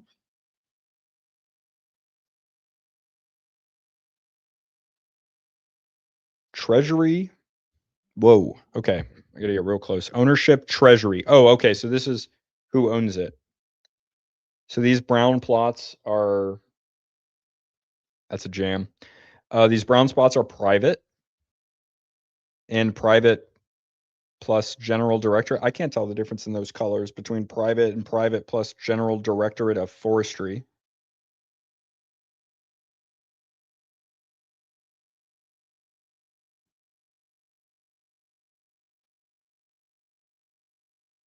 I'll be right back. I feel like I just heard a cop siren.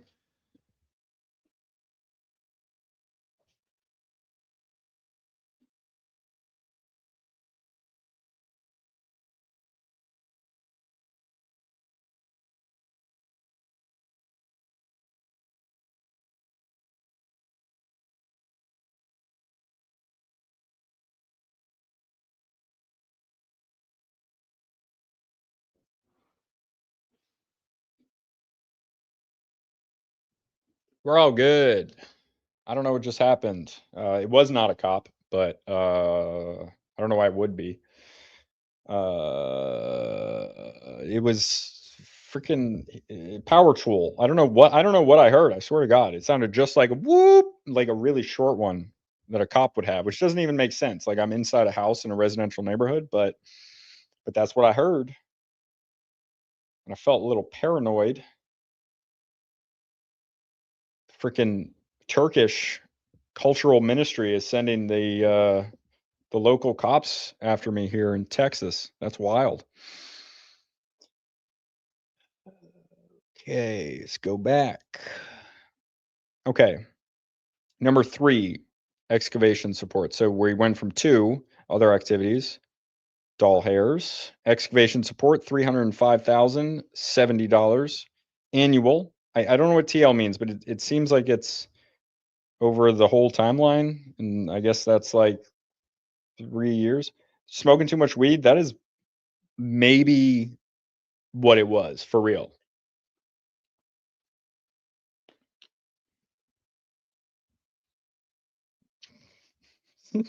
Dude, that's for real. I don't know what kinda noises cops make in the UK. I mean, I know from Hot Fuzz, that's it, but, like, that's a real sound in the US.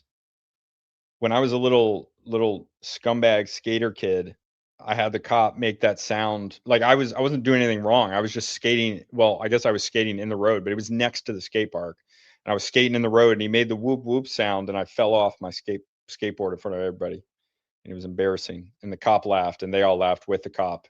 And it was a moment of bonding for everybody except for me. But it's worth it for the police to interact with the community. Okay, let's keep going.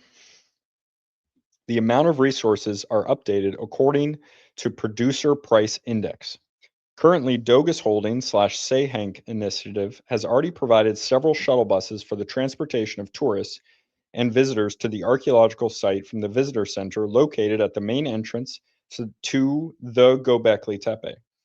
A further project by Dogus Holding slash Say Hank Initiative is the construction of a new visitor center at this location, including the development of a new information exhibition relating to the site, its discovery and research. This work is being undertaken in close collaboration with other stakeholders, in particular with the DAI.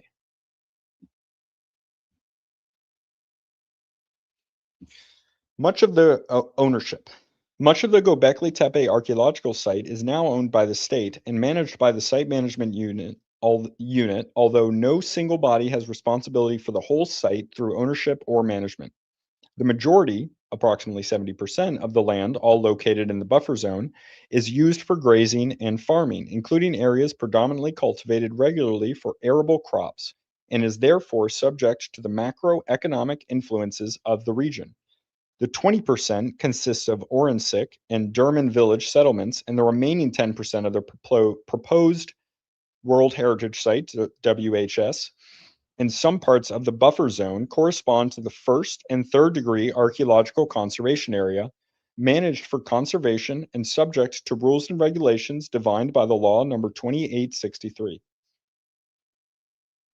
Gobekli Tepe archaeological site and the 1,180 hectares of the surrounding land and about half, 51%, of the nominated World Heritage Site, including the buffer zone,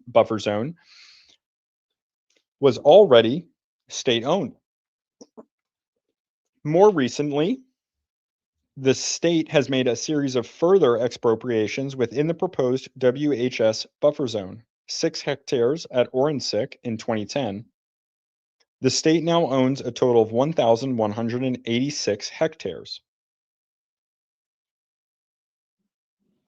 apart from the land managed by the site management unit through its relevant departments, that owned by the state, and a total of 58 hectares, that owned by the General Directorate of Highways, which is located at the south border of the buffer zone. Have a good time, man. Thanks for coming.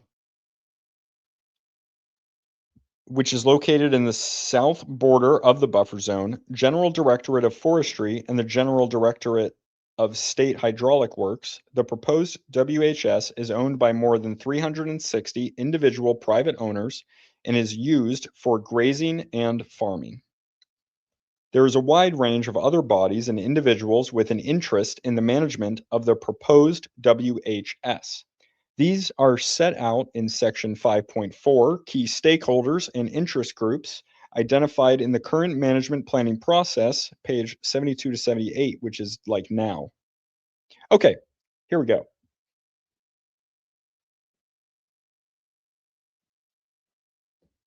Here we go, 5.4.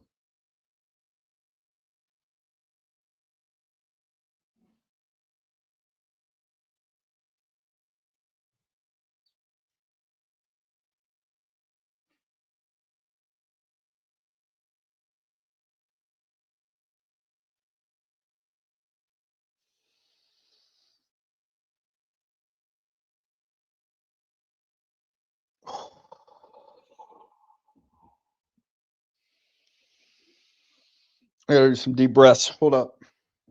Where's my watch?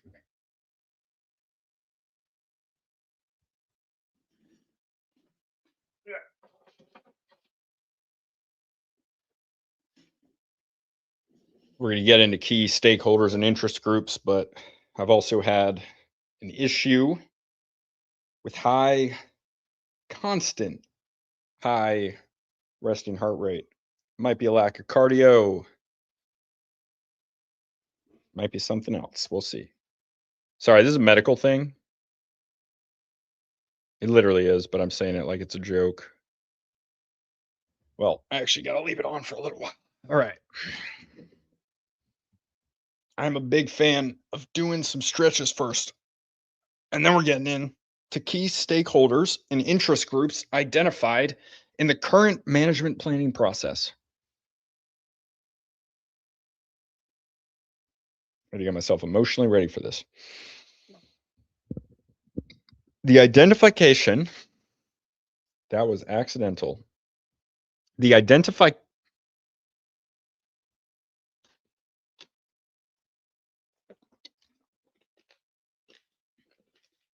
Fuck my whole life.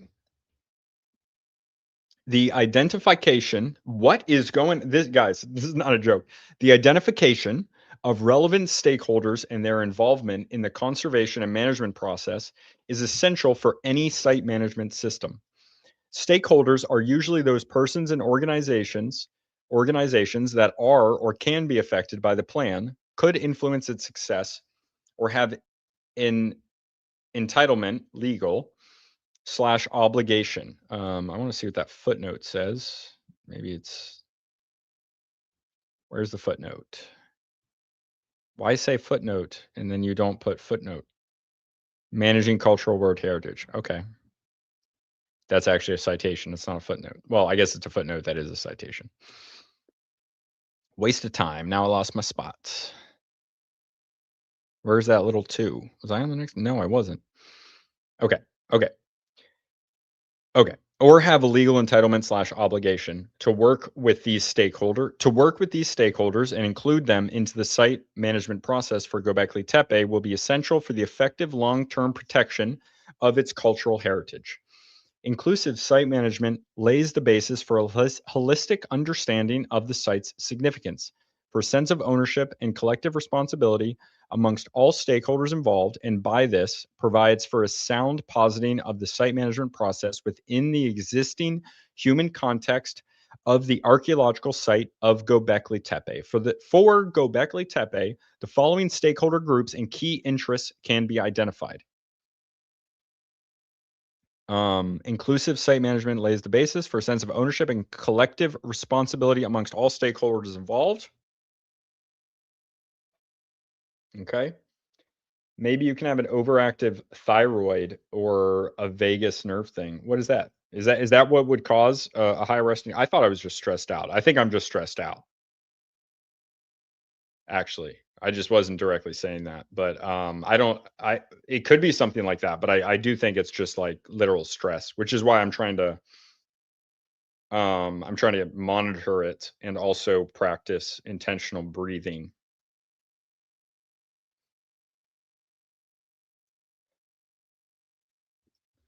So we'll see. This is the kind of thing that's going to stress me out more. All right, let me take stock of this before we start reading into these groups. I just want to see like how much like I want to do this. I don't know if I'll be able to finish this tonight, like reasonably, but I want to make sure I can finish it in one more, hopefully. Maybe not. All right, let's finish chapter 5. This is chapter 6. Let's finish chapter 5 and reassess. Oh, we're on 74. Oh, here we go. Page 73. Turkish governmental. Okay, so these are stakeholder groups, to be clear. We're continuing from the following stakeholder groups and key interests can be identified. Turkish governmental authorities and public bodies on national, regional, and local level. Key interests slash legal obligations. Okay, cool. So the Turkish government. They are in charge of protection, conservation, and management of Gobekli Tepe, development of Gobekli Tepe into an international tourist destination, listing of Gobekli Tepe onto the UNESCO World Heritage List, community development. Oh, and community development. Full stop, I suppose. Okay, the scientific community, colon, participants, and oops, I highlighted the colon. Participants and partners of the research project at Gobekli Tepe. The research project at Gobekli Tepe. Okay, we are on page 73. I'm pretty sure this is specifically what Dr. Lee Clare heads.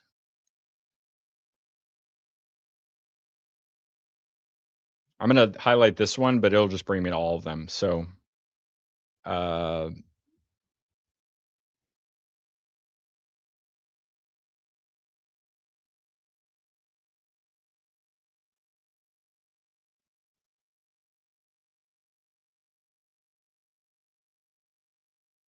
for instance, the excavation and research project at Gobekli Tepe. The information on the research project of Gobekli Tepe. Okay. Are directed by the Sandlier Museum. The German research project is coordinated by Dr. Lee Clare, but is that the research project at Gobekli Tepe? Past and planned execution and research at Gobekli Tepe is described in a research plan. The major aims of the research project at Gobekli Tepe. Oh, wait a minute. The research project at Gobekli Tepe. Okay, no. Okay, the current major research Okay, so it's there. And we're about to get there. Okay. So it's more than just the DAI. That was the answer I wanted to get, whether or not it was that.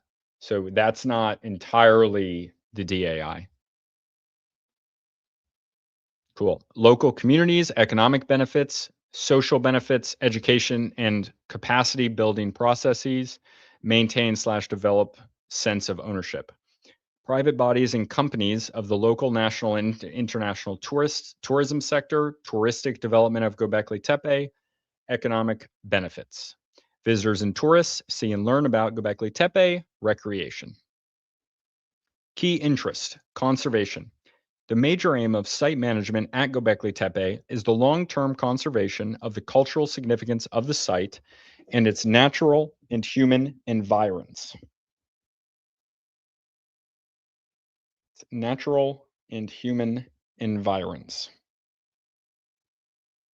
Sorry. Oh, great.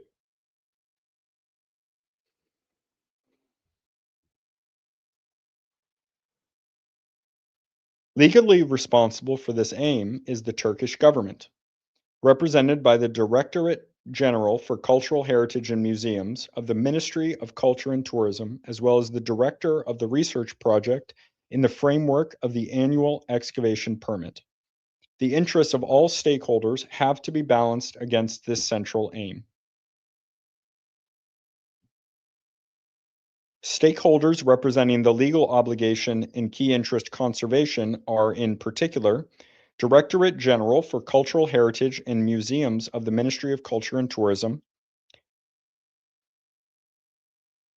Excavation Director, Sanliurfa Museum, semicolon, which is key, Head of the German Archaeological Institute.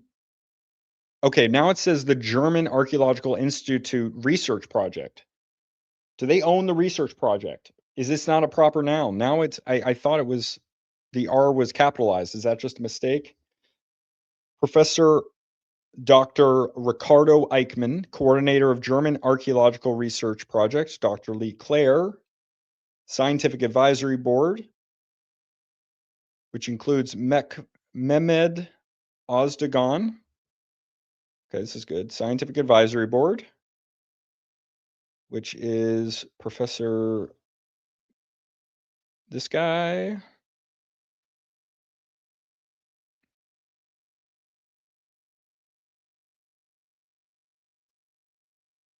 Dr. Nekmi Karul. I don't know if that's supposed to say something other than doctor. And Professor Dr. Oops, that's not what I meant to do.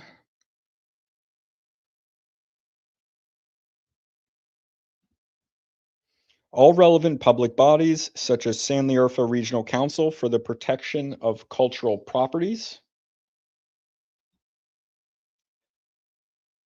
all public institutions that might be involved in the conservation and management process in the future, such as Municipality Sanliurfa and its departments, Turkish and international heritage, scientific, and conservation bodies and institutions.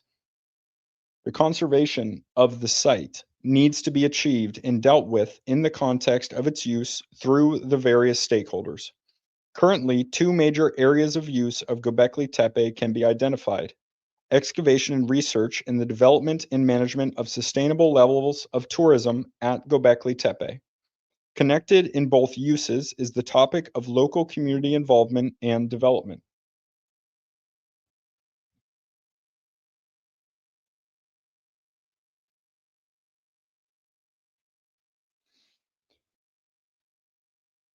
Key interest: excavation and research. Since the discovery of Gobekli Tepe in 1995, the first and foremost interest in the site has been a research interest. The outstanding structures of Gobekli Tepe have a significant impact on the scientific community and generate worldwide interest into their interpretation. The ongoing excavation and research at Gobekli Tepe are central to understanding the site and its significance, and to generate knowledge on its history and genesis. In turn, this knowledge and understanding will allow explaining Gobekli Tepe to the wider public. The research interest in the site also includes its conservation for future generations, and non-intrusive and/or desk-based research activities are of high importance within the research project. 2 decades of archaeological fieldwork of Gobekli Tepe have witnessed the exposure of some 5% of the 9-hectare large site, leading to the discovery of a total of 8 monumental buildings in varying states of preservation. A further crucial area will be site stratigraphy, a challenging area of study at Gobekli Tepe, not least due to the highly intricate yet homogeneous appearance of deposits, attributable not only to the long duration of the site, 1,500 years, but also to the prehistoric tradition of backfilling abandoned buildings with a cognate matrix of fist-sized limestone rubble, animal bone, and lithic artifacts. The agglomeration of larger and ever-expanding groups in the first millennium of the Holocene as part of the Neolithization process would have culminated in various new challenges, including the promotion of common identities and group cohesion, the handling of cumulative material wealth, and in some cases, related emerging levels of social inequality. I agree with all of that, except when they say in some cases related emerging levels of social inequality, find me one example where the accumulation of material wealth without redistribution, which is a common trait amongst more primitive groups of humans with less political complexity, who do not accumulate wealth because of those redistribution methods, often potlatches, sharing. The big men of Papua New Guinea, which I talked about with Matt Bell, and I gave him a little bronze pig to symbolize that he is a big man, both in physical stature and as a leader. But regardless, I don't know of any cases where it's not related to emerging levels of social inequality. It doesn't mean it doesn't exist. It might exist, but if anyone knows of any where accumulation of material wealth, of sizable amounts of it without redistribution, find me where that isn't associated with some social inequality, emerging levels, increasing social inequality, I'll say. Would I still read if no one was watching? I have been reading this while no one's watching. In fact, right now it's telling me there's one person on YouTube, and that's probably you. And if you want to leave, that's on you, man. I'm going to keep going. I committed to this, unfortunately, for everyone involved. Stakeholders representing key interest, excavation and research are in particular the major project partners of the current research project at Gobekli Tepe, German Archaeological Institute, Haran University, Sanliurfa, Ludwig Maximilians University, Munich, Sanliurfa Museum. Further scientific and other institutions involved into, as well as funding the research at Gobekli Tepe, people working on site and in the project, scientific community worldwide. Page 75. Okay. Key interest, site development, and tourism. Following the discovery of and the research interest in the site, there was the interest to develop Gobekli Tepe into a heritage site that is a tourism destination of international and national importance. Tourism is a major component of the development strategies for the Sanliurfa region, and the transition of Gobekli Tepe from a purely scientific archaeological site into an internationally renowned cultural heritage site is connected with a great interest in the economic benefits this development is expected to generate and bring to the region. The efforts to facilitate this site transition point towards an interest in tourism, and a careful balance with the conservation of the site will be fundamental in future site development processes.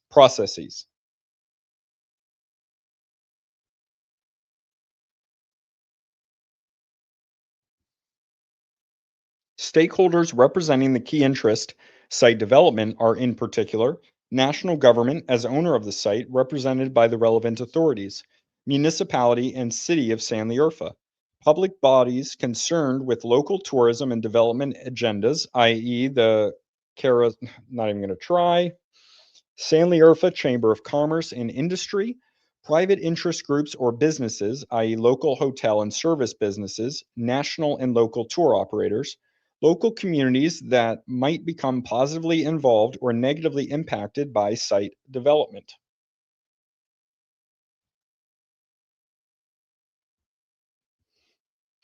On a different level, also the current and future visitors to Gobekli Tepe have an interest in site development. The schools in the area use the site as an educational tool for excursions, and a growing number of national and international visitors are interested to see and learn about Gobekli Tepe, as well as in spending some time on site to watch the excavation or to stay for a rest and a picnic. Okay, I that feels like it doesn't need to be in there. There's a worldwide popular interest in the site, and the widespread popularity of Gobekli Tepe results in various forms of its characterization, which shape the knowledge or interest people have prior to visiting the site. This situation poses a challenge for the site interpretation and presentation and should be taken into account with regard to new potential stakeholder groups. What an odd thing to say. What a very odd thing to say. Overall, the recognition of visitor interests and needs regarding the site is an important issue. Visitors require sufficient information to understand the significance of the site and to enable them to read the archaeological remains accordingly. So they're saying we're stupid. Their understanding of the site and its structure will only enhance their visitor experience, but also caution their behavior on site and serve the protection of the archaeological remains. Stakeholders representing this key interest are in particular local, regional, national, and international visitors, local and regional schools. Key interest, community involvement and development. What is up, Diego? We are here streaming to almost nobody, and that's okay. Almost done here, brother. I saw your DM as well. Diego started a Substack. I will check that out, man. I hope that wait, those are publicly connected, right? I can cut this part out if you want to keep that a secret. I don't know why you would, but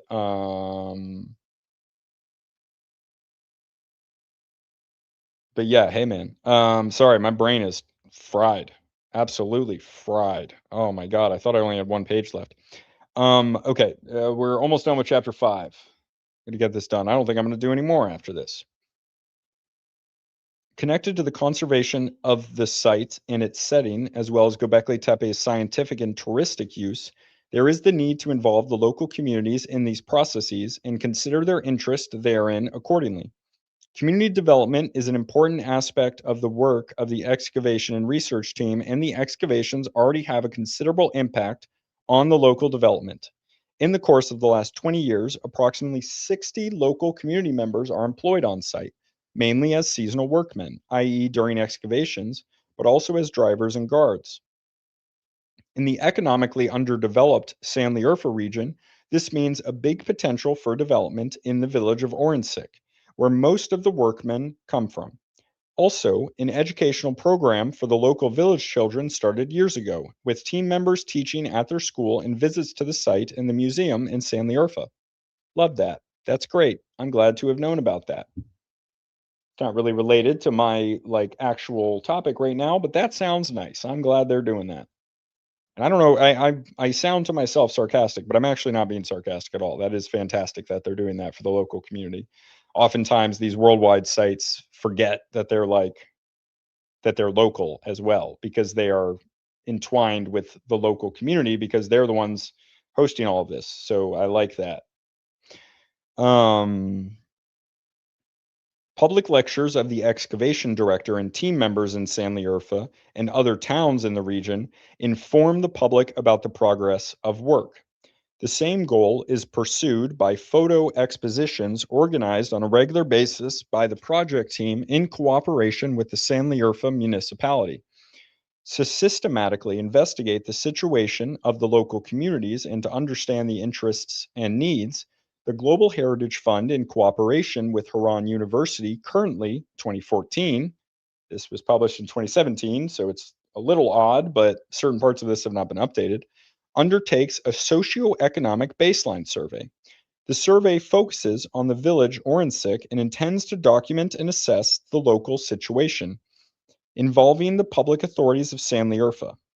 The survey aims at developing a strategy for future community development programs in the area. Thus, the excavation project and its involved partners are a vital component in the development of the communities around Gobekli Tepe.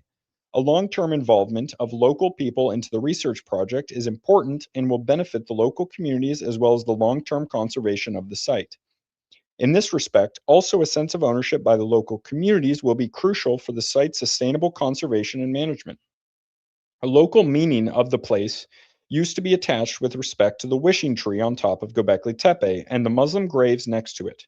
Even though the graves are still looked after by the workmen, it is uncertain if the local communities could develop a sense of ownership for the archaeological heritage discovered at Gobekli Tepe. Well, it's completely unrelated to their today country. It's just way, way, way too far back. There's been like 15 takeovers in the area, so I'm not surprised. But regardless, Before excavation started, the major use of Gobekli Tepe and land around the site consisted of farming. Even though agricultural use and animal grazing is no longer possible on site, these land use patterns still apply to the immediate and wider setting of the site and the interest of the communities. Especially the growing tourism and the newly adopted buffer zone around Gobekli Tepe could potentially affect the interests of the local communities in terms of land use and also building activities. Oh my God. Hi, JC. What's up, brother? How you doing? Good to see you. I don't know. There's got to be something wrong unless you guys are like switching out because it's telling me only one person is watching on YouTube. And that seems impossible. But also, I am getting the message from the audience that this is no longer interesting and I am stuck to finish doing it. Um, Stakeholders representing the key interest, community involvement, and development are in particular national and regional governmental authorities responsible for the regional development, local communities, in particular Orensik, workers in the research project from Orensik, local farmers, land use, other local communities in the wider vicinity of Gobekli Tepe.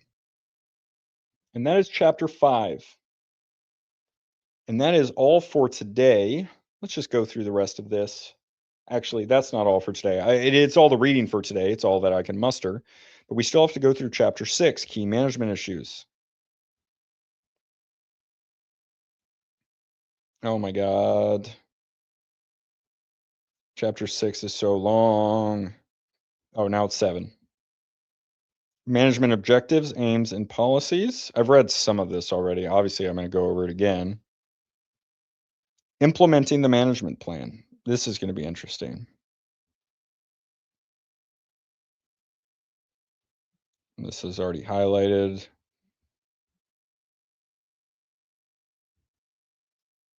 Do I think there's any chance Gobekli Tepe could be Noah's altar from the Bible? I don't know. I see no reason to think that so far. You're here. You did not get notified by YouTube though. Are you supposed to? Do you have the notifications on as well as subscribed? That's a thing. I never tell people to do it. You saw my post on X? What was on the sources? What do you mean what was on the sources? I mean, this is just one source. It's site management plan, Gobekli Tepe 2017.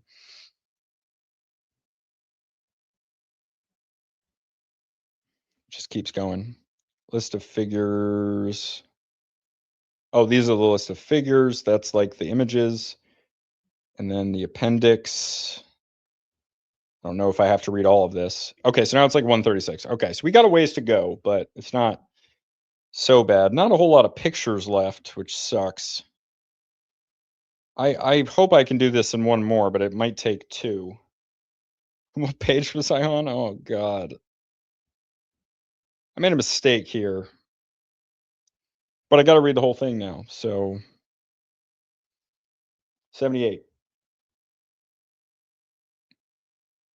Where's the YouTube? Did I exit out of that? Oops. Let's go back to it.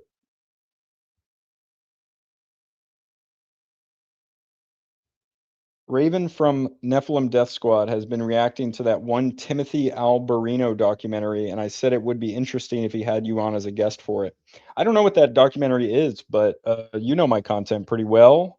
JC, you're like a libertarian adjacent sphere podcasting legend, man. For real. You're everywhere. It's awesome. I just see it. Sometimes I'm watching something and I just see you pop up.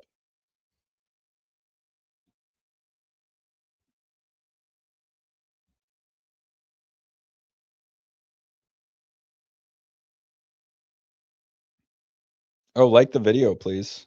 I probably should have been telling people to do that. I forgot to do that. Like this whole thing I've been doing. Okay, we're stopping at page 80. Wait, is it 80? It's not 80. Is it 80? Sorry, that was obnoxious. 76, 77. Chapter 6. Stop at page 77, chapter 6. All right, guys. I will talk to you, everybody, later. I will see you later. I got other work to do. Sorry, I'm mostly back now. Yeah.